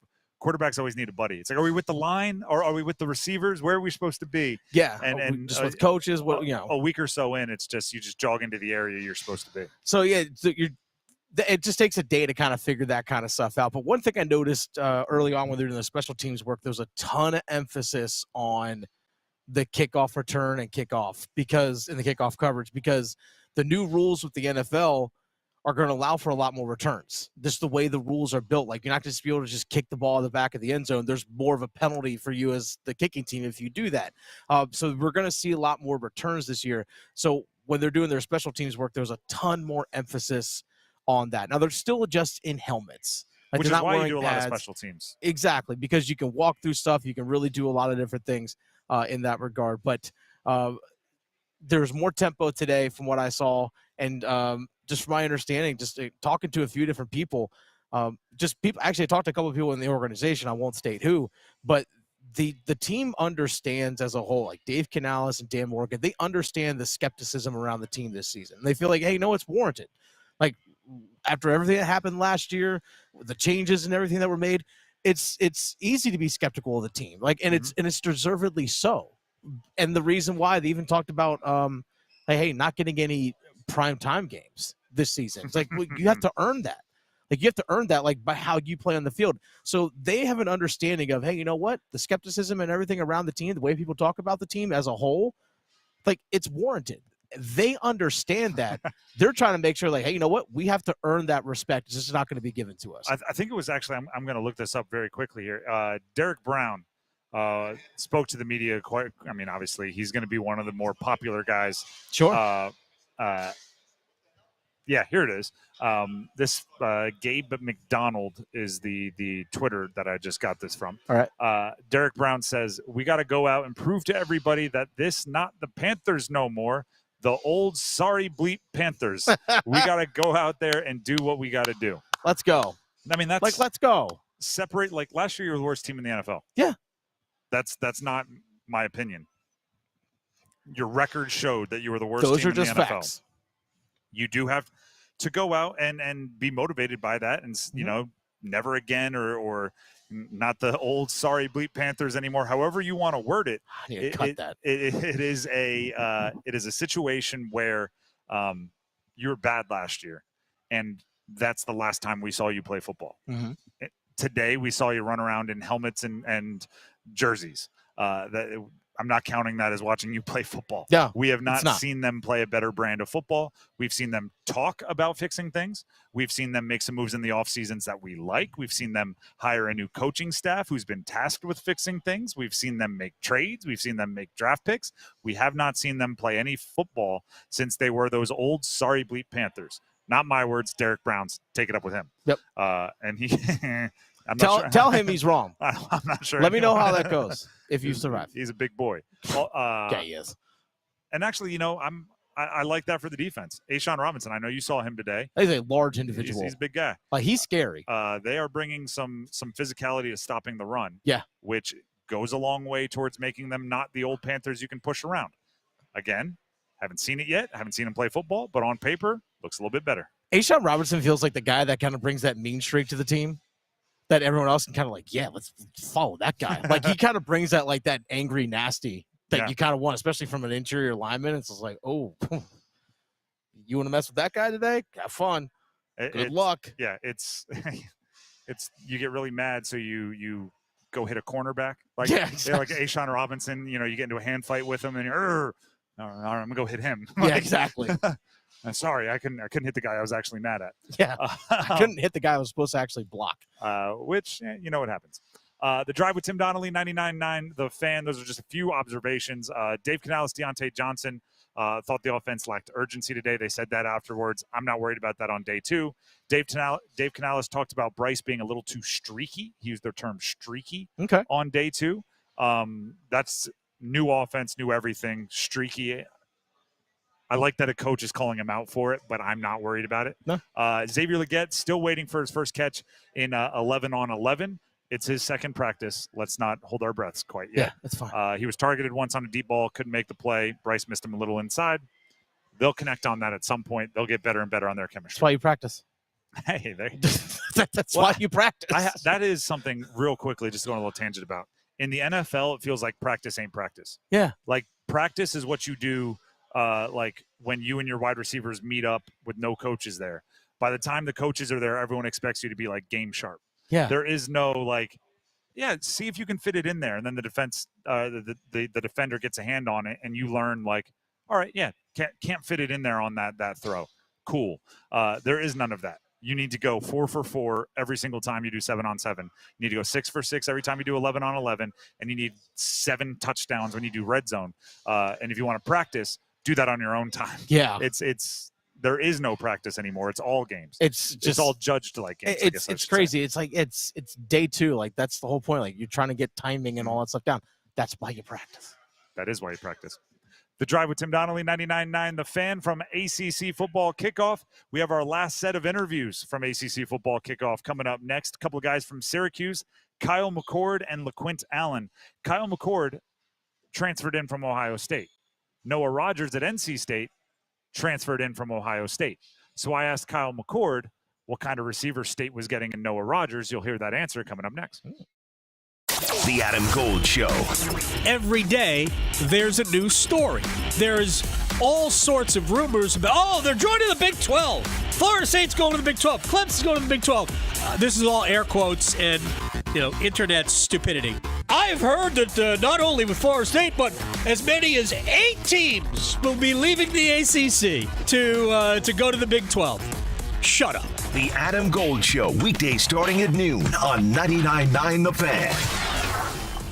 Texting privacy policy and terms and conditions posted at renofi.com/notices. Texting enrolls for recurring automated text marketing messages. Message and data rates may apply. Reply stop, opt out. John, I'm putting my foot down. We can't put off renovating this house any longer. Our kitchen is so small. We need to finish the basement for the kids, and don't even get me started on the bathrooms. Honey, renovating is so expensive. We can't do all those projects. With Renofi, we can. What's Renofi? Renofi loans are a new type of home equity loan only for homeowners doing renovations. We can get up to $500,000 and keep our existing low mortgage rate locked in. With Renofi, we can do everything on our renovation list and we don't have to refinance? That's right. Renofi loans are the only home equity loan that use the after renovation value. Just what we need. How do we get started with Renofi? Just send them a text. Text TRANSFORM to 323232 and see if you qualify for up to $500,000 to renovate your home with Renofi. Unlock the future value of your home right now to get the money you need without refinancing. Text the word TRANSFORM to 323232 to get started today. Text TRANSFORM to 323232. NMLS number 1802847. Not all borrowers or properties qualify. Loan terms apply. If Heineken Silver was a 60-second radio ad, it'd tell you all the stuff you need to know in only 30 seconds to keep things light and refreshing. Seriously, time me. Heineken Silver, a world-class light beer that's surprisingly crisp and refreshing, made with only premium quality ingredients and just 2.9 grams of carbs and 95 calories, all without compromising on taste. Heineken Silver, all the taste, no bitter endings. Order now at Heineken.com/silver. Must be 21 and older to purchase. Enjoy Heineken responsibly. Whew. 30 seconds. That's it. Done. Peace.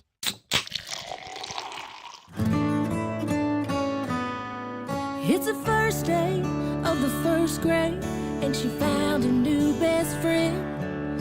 It's a laid-back Sunday afternoon you wish would never end. The homemade taste of Bluebell and good friends gathered round. The good old days are being made right now. The new Bluebell Cookies and Cream Cheesecake is cheesecake ice cream with chocolate cookie-crusted cheesecake pieces and chocolate cream-filled cookies. Again, cheesecake ice cream with chocolate cookie-crusted cheesecake pieces and chocolate cream-filled cookies. Buy two. The good old days are being made right now. The good old days for Bluebell ice cream at select Target stores and all Super Target stores. Picture this, the perfect summer barbecue. No stress, no responsibilities, just all your friends, burgers sizzling, hot dogs cooking, Pepsi Zero Sugar fizzing, and a backyard of very, very happy people. Oh yeah, we could get used to this. Very, very used to this. Grilling, better with Pepsi. For a limited time, get 2 20-ounce Pepsis for only $4.25 at Refuel. So hurry in and enjoy an ice-cold Pepsi today.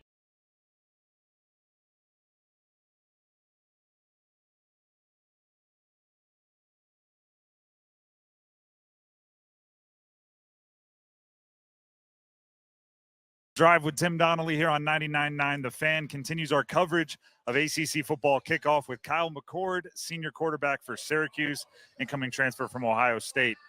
Kyle, before we dive into the Syracuse side of things, Noah Rogers coming to our area down in North Carolina. What kind of player is Noah Rogers? What are the Wolfpack getting? He's a really talented kid. I think he was one of the more complete receivers that we had. And I think just being a young guy at Ohio State, being around that receiver room made him better. And so I'm excited to see what he does this year. I think having an opportunity to go out and play, it's not going to surprise me if he lights it up. You obviously got to throw one of the best last year and have been for a while. Yeah. At Cuse, are you ready for a non-Marvin Harrison Jr. wide receiver room? Yeah, I mean, I've been playing with Marvin for the last 7 years of my career, 6 or 7 years. Which makes sense. I wouldn't choose to leave that guy. Yeah, exactly either. right. Yeah. But I think we have a really good receiver room this year, too. Arande coming back for his 4th year, obviously a really good player. And then I think we brought in some really good talent from the portal. And there's some good talent on the team from last year's team, too. So I feel like I'm going to have a good range of weapons. We're talking with Kyle McCord, senior quarterback, Syracuse. The portal is a fascination for everybody. And Yeah. Syracuse, you guys made some waves there, as you mentioned. Not only yourself, Ohio State, Jackson Meeks, Zede Haynes, from Georgia, right? These are some big programs, some big time recruits. What was that process like? Were you calling up everyone you knew from the All-American games or from the camps and saying let's all meet in upstate New York? Yeah, I mean it's nuts. It's like free agency. From the time you put your name into the portal, just your phone is blowing up. And so I think at first you're just trying to narrow down what schools are you serious about. And then once I kind of, thought that Syracuse was going to be the right fit, just put my recruiting hat on and try to get as many kids to come join me as possible. And I think it worked well. I think we did a great job in the portal. And so I'm excited to get things going. Take us through that, right? You put your name in the portal. You're coming off the season you had at Ohio State, so there's going to be interest. How many schools are reaching out? How many do you entertain? Was there a Final 5, Final 3? What went through? So I put my name in at midnight the night that the portal opened, and I didn't think that anyone would find out until I posted it on my social media, and then I rolled over at 6 a.m. and my phone was going off, and I was like, oh, geez. So I posted it, and then obviously a bunch of schools reached out, and then you start to get serious with a few. I took only 2 visits to Syracuse and Nebraska, so those were really probably the final 2 in the picture, and then I think just the people at Syracuse made it an easy decision. So Fran Brown and Matt Rule, our area is very familiar with Matt Rule. Carolina, he was the Panthers coach. How do you end up choosing Fran Brown and Syracuse over Nebraska? Yeah, I feel like just the fit for me at Syracuse was better. And I think Nebraska is a tremendous program. I think Matt Rule is a great coach, and they're definitely on the rise. And I think they have a lot of great talent up there. But I felt like at Syracuse, just closer to home, I feel like I've had a great relationship with all the coaches, from Coach Fran, obviously, and then Coach Nixon, who's the OC now, who I've known since I was 6 years old. Known the quarterback coach, Coach Nunge, for a while too. And then just the team around me, I felt like it was a really good situation for me to come into and have success from the start. I saw on your social media you were hoping for 75+ speed in the college football. I did a little scroll in there. Yeah. Are you happy with your digital player in college football 25? Yeah, no, it's cool. I mean, I won a national championship my first year with the Syracuse dynasty. Won the Heisman too. So No, I'm happy. It's a fun game, and it's great for the locker room too. Guys talking trash. Well, my players, rated higher than yours. Don't play me. So it's fun.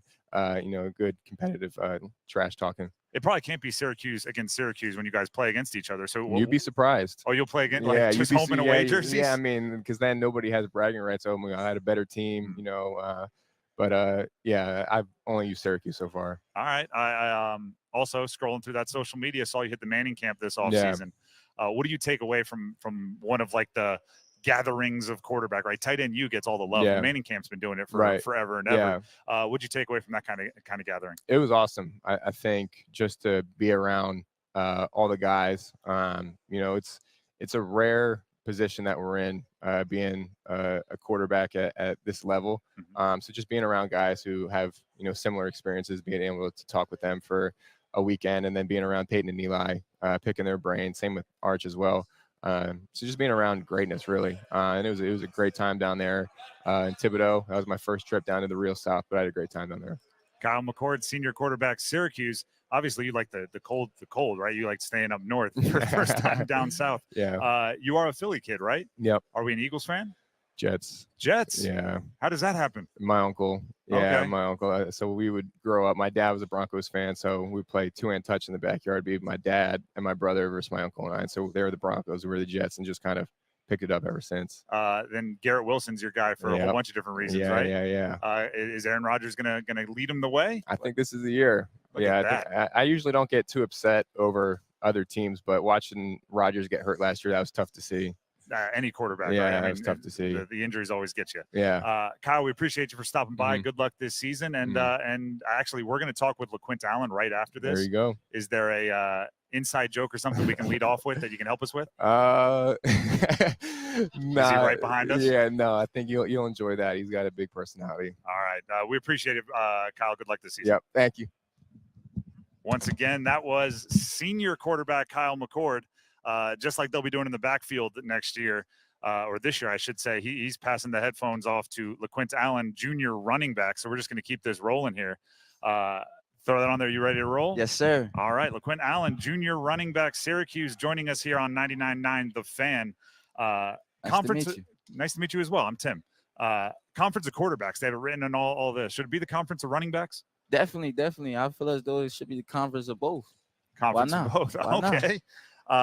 Let's talk about the running backs, though. You're coming back, 1,000-yard season, bunch of explosive plays. Omarion Hampton's going to be walking around here. Jaden Ott's new from Cal. Some hyped running backs in the ACC. Where do you see yourself fitting in? I feel just wherever, the work is going to tell itself and stuff like that, just being there for my teammates on and off the field, just that bond we're going to have is just going to tell. And speaking of bonds, have you been able to bond with some of these transfers? We just talked with Kyle McCord, the wide receiver room. Seems like there's a bunch of new names. How difficult is it to get that like kind of familial teammate brotherhood bond with so many new faces? It was actually easy, just knowing that everybody is on the same page and has the same, long road, just ending and stuff like that, just knowing where we want to be as a team. It was easy from the start. We're talking with junior running back from Syracuse, LeQuint Allen. Jeff Nixon, all right, brought in as offensive coordinator and running backs coach. I believe he came from the Giants running backs coach. Yes, sir. So he's amazing. Is he giving you the Saquon, Yes, sir. Saquon Barkley Definitely. stories? What has he told you about Saquon? He hasn't told me anything about Saquon and stuff like that. Just watching film, breaking down the X and O's. He's just an amazing guy, on and off the field. Great father, great mentor. He coached a lot of, legends and stuff like that, just wanting to be one of those guys, just listening to everything he says and just following God with faith, You brought up, it's interesting you brought up, right, great father, because he also brings in his son, right? Will Nixon, the son of running backs coach, offensive coordinator Jeff Nixon, comes into the running back room with you from Washington out of the portal. Is it weird having the running back coach's son in the running back room with you when you're returning and trying to build off last season? No, it isn't weird at all. Will is a hard worker. He's always on time and stuff like that. And, he stays out of practice. We catch jugs and stuff like that. He's very detailed and stuff like that. And I just can't wait to play with him.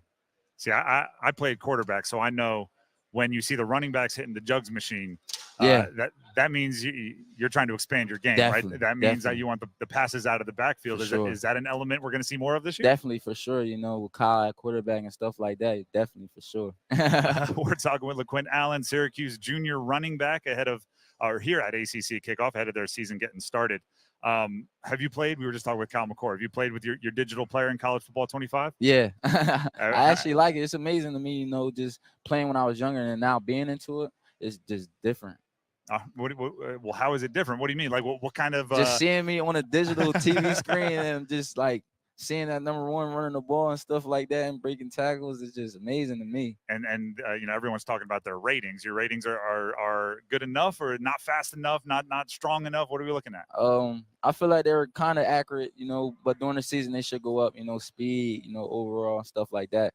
But just the main thing is just we're going to keep the main thing. That's the real life, We're going to do that in real life and just, be there for my team and stuff like that and help my team win.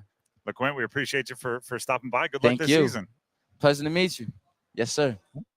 Once again, LeQuint Allen, Syracuse running back coming off a 1,000-yard season. Again, conference of quarterbacks, it's written all over the place here at ACC Kickoff. Conference of running backs, as West Durham posed yesterday, it might be a little bit more apt, at least for this season.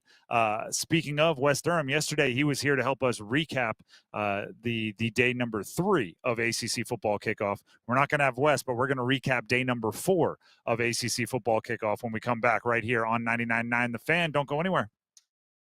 Evan, Canty, and Michelle are unsportsmanlike. If all things were equal, if everybody was healthy, and I had one quarterback to pick outside of Mahomes to win me a Super Bowl, I would pick Joe Burrow. In my opinion, the guy that should be the second best quarterback in the league is Trevor Lawrence. The guys that could be are Burrow, Lamar, Josh Allen. The one that I think is what's going to happen here this year is Herbert. Mornings from 6 to 9 on 99.9 The Fan, the Triangle Sports Leader. Is your heating and air system ready for hot weather? Call Newcomb & Company today to schedule a routine maintenance and ensure your system is operating at peak performance. Become a Comfort Contract customer to receive priority service and a 15% discount on service calls and repairs for HVAC and plumbing work. Newcomb & Company has served the area as a Carrier Factory authorized dealer for more than 3 generations. Turn to the experts today. Call 919-862-3000 or find us at newcombandcompany.com. Newcomb & Company and Carrier. Your comfort is our business. Hungry for flavor and value? Then it's Bo time.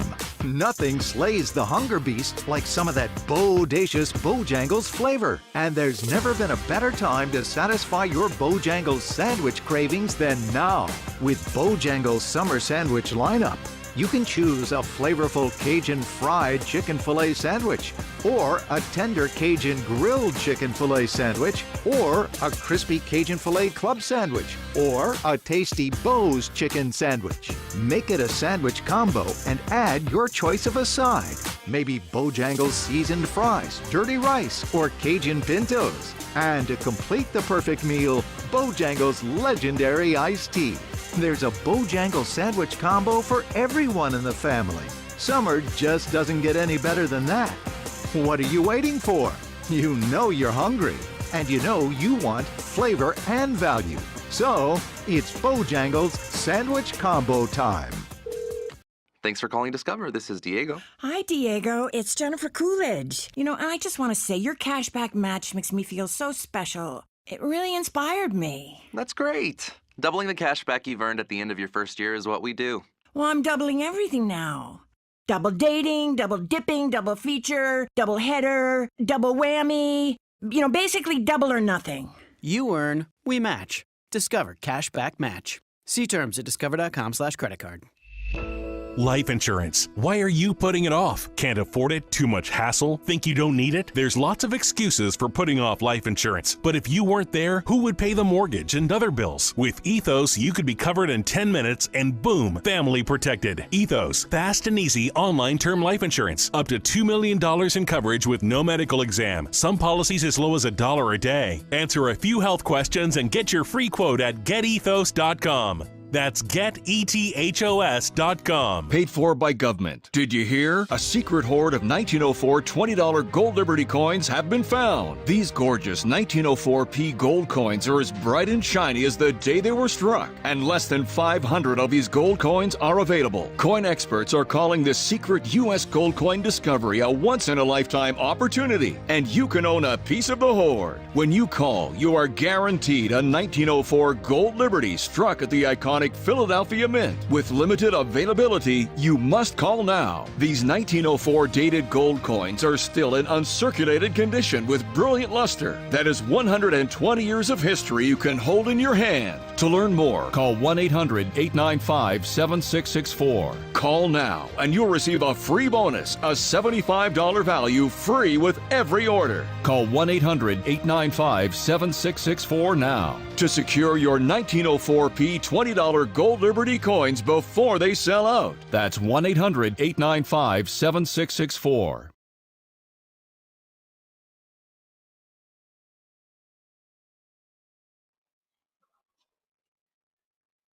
The Drive with Tim Donnelly here on 99.9 The Fan, live from the ACC football kickoffs, where they are concluding. Our ACC football kickoff coverage on 99.9 The Fan was driven by Wilkinson Chevrolet, Cadillac, Buick, GMC in Sanford. Looking at the week that was, right? All of these conversations, we talked with players from darn near every ACC school, all of the schools in North Carolina. I have to remind myself, about 50% of these teams are not going to have the season they want to have, because like it is the cliche to the max right now. Oh, 100%. That everybody is happy. Everyone's undefeated. Everyone's optimistic. Oh yeah. We like our group. Yeah. Exactly. We like our group season. It is. And you know, you sit and you see how much these guys care, the coaches, the players. Obviously, they all bring their studs. They're all bringing stars. And you almost forget that, like, oh, these teams are going to be playing against each other. And in every game that they do, someone's going to have to lose too. Oh, yeah. So you know, there is an element of this year being a bit more unknown, I think, than in the past. And we talked about this with West Durham yesterday, where he said, you know, there might be 5 or 6 teams that get a first place vote in the preseason standings, the preseason polls, which is rare for the ACC. Usually there's a Clemson who gets 90% of the votes, or a Florida State that gets 90% of the votes. Just because we're not sure who the big dog is doesn't mean there isn't a big dog in this group. Doesn't mean we won't find out. and we'll find out early. A lot of these teams start their schedules with some tests early on, so I think we're going to learn a lot about these teams early. I think we still have, even before the games get started, I mean, a bunch of quarterback competitions that have to get settled, a bunch of new coaches that, or at least new coordinators that have to implement their cultures. We learned as much as we could this week talking with players and coaches. Yep. There's still so much that we don't know. And these guys still got to get on the field. For example, like UNC starts practice on Monday because they have a Thursday game up at Minnesota. Same thing with NC State. They practice starting on Monday. I think Tuesday is when Duke starts because they have a Friday game. I think same thing for Wake Forest. So early next week is when these teams are going to be on the field practicing. And, you know, this is, knock on wood, no news is good news season as well when it comes to coaches in terms of your players. We talked about that in the NFL with the Panthers. This is that time of year where you're optimistic because it's like, hey, you know, if we do this, like, hey, things can really break our way. But it's also at the same time, like, you know, if this one thing happens and like, not good. If this other thing might happen, then, you know, we might have a domino effect in the wrong way, or you can have the snowball effect in the positive direction as well. So there's so much uncertainty at this time of year, but it's also what makes it so fun.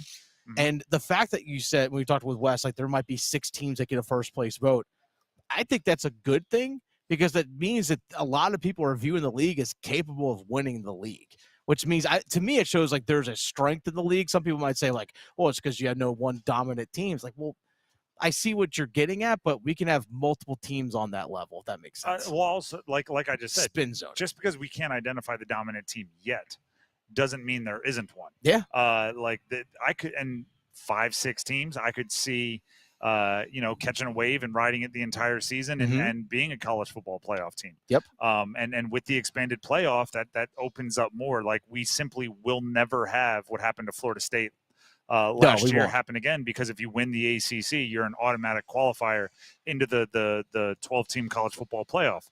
So, for lack of a better term, Big Ten and the SEC aren't going to be able to duck us anymore. No, you can't. I think Florida State would have, especially if healthy, and obviously Jordan Travis wasn't, and that's a big blow. But if they were all healthy, I think they could have turned some heads last season. And easily. And there are teams just as talented this year across the ACC. It's just a matter of putting it together. As you mentioned, a lot of these teams aren't even on the field yet. So some of the transfers, they haven't seen wear pads and all those other things. There's a lot of unknown, but there's a lot of talent here also. There's tons. And I think this is going to be one of the more exciting ACC football seasons that we've had in a while, because I think there's going to be a ton of parity. Mm-hmm. Like, you might have, getting into November, 6-7 schools playing meaningful games when it comes to, we have a chance to make it to the ACC championship game, which is what you want, as opposed to like, all right, these two teams are running away with it. We know they're going to be in it. Now these other games are just kind of like, all right, let's see if we can make up the Gator Bowl. Like that's Pop-Tart it. Bowl. Yeah. Hey, shout out to the Pop-Tarts. I also think there was an urgency this year. Mhm. Teams, I think, are recognizing with the changing landscape of college football. Yeah. It is vital to be good now, right? There's no waiting. There's no rebuilding. It's who. And by the way, I think the ACC is pretty secure. I think the grant of rights is worth its weight in gold. Yeah, it's not going anywhere. But I also think you want to make sure you have options. You want to make sure you're attractive. You want to make sure you're a good program. You want to make sure you're winning. And I think that urgency has come across in how a lot of these teams have handled their offseason. There was not a lot of, well, let's see. There's a lot of, hey, if you don't love this guy, let's go get someone out of the portal that can play that position in case, right? Hey, all right, you like your quarterback. Let's bring in competition anyway. I think the best example of that is someone like Jacoby Criswell at UNC. Yep. I think UNC likes Connor Harrell and Max Johnson. Yeah. But why not bring in Criswell, because it's later in the game and throw him into the mix, because he's familiar with your school and everything. And you can't afford to be caught with the musical chair that doesn't have one. You know what I mean? There's good teams in the ACC that are going to challenge you, and you need to do absolutely everything you can to hold up your end of the bargain and be a good team. And I think for the most part, everyone we talked to seemed to believe like they had done that and they set themselves up for success. So it'll be crushing for those that don't, and it'll be a big plus for those that do.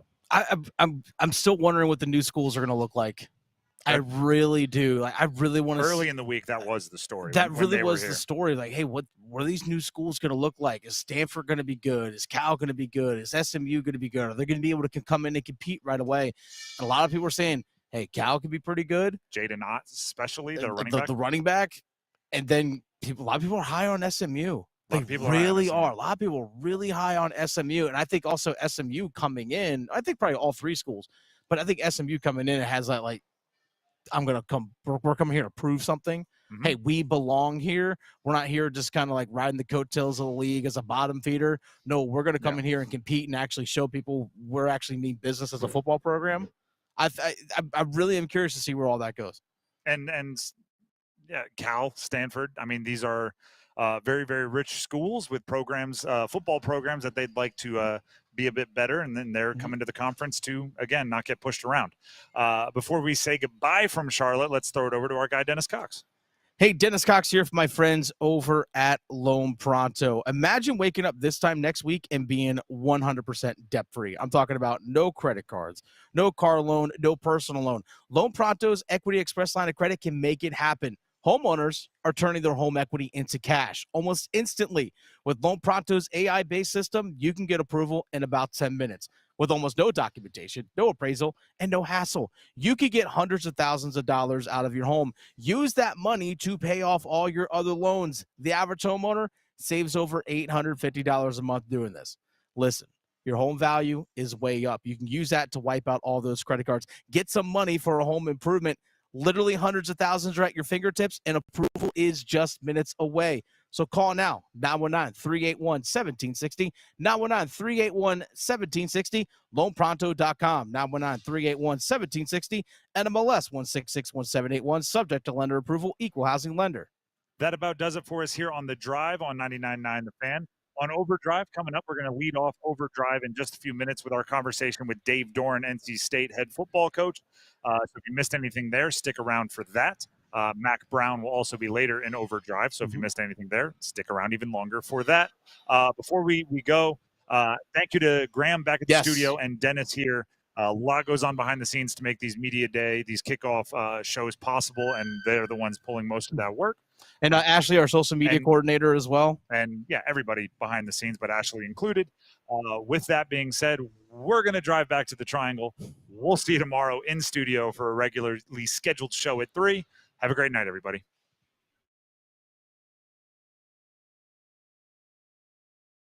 The Adam Gold Show. Every day, there's a new story. There's all sorts of rumors about, they're joining the Big 12. Florida State's going to the Big 12. Clemson's going to the Big 12. This is all air quotes and, internet stupidity. I've heard that not only with Florida State, but as many as 8 teams will be leaving the ACC to go to the Big 12. Shut up. The Adam Gold Show, weekdays starting at noon on 99.9 The Fan. I spray and scrub, but the soap scum in my bathtub is still there. I spray and scrub, but the burnt sauce on my stovetop sticks around. Sprays can leave grime behind, but new Mr. Clean Ultra Foamy Magic Eraser combines the scrubbing power of an eraser with the cleaning power of Dawn to melt away tough messes on contact. Just wet, squeeze, and erase. Stop spraying, start erasing, and clean with more magic than ever with new Ultra Foamy Magic Eraser. Mr. Clean, Mr. Clean. Home ownership. At Progressive, we know it's part of the American dream. It's winds blowing across a fruited plain, and also your new fire pit, which subsequently sets your gazebo ablaze. It's hard-hitting football, and an even harder-hitting price estimate from your general contractor. That's a star-spangled bummer. It's also round-the-clock protection when you bundle your home and auto with Progressive, which can help keep the American dream of home ownership alive and kicking. Get a quote at Progressive.com. Progressive Casualty Insurance Company, affiliates, and other insurers. Not available in all states.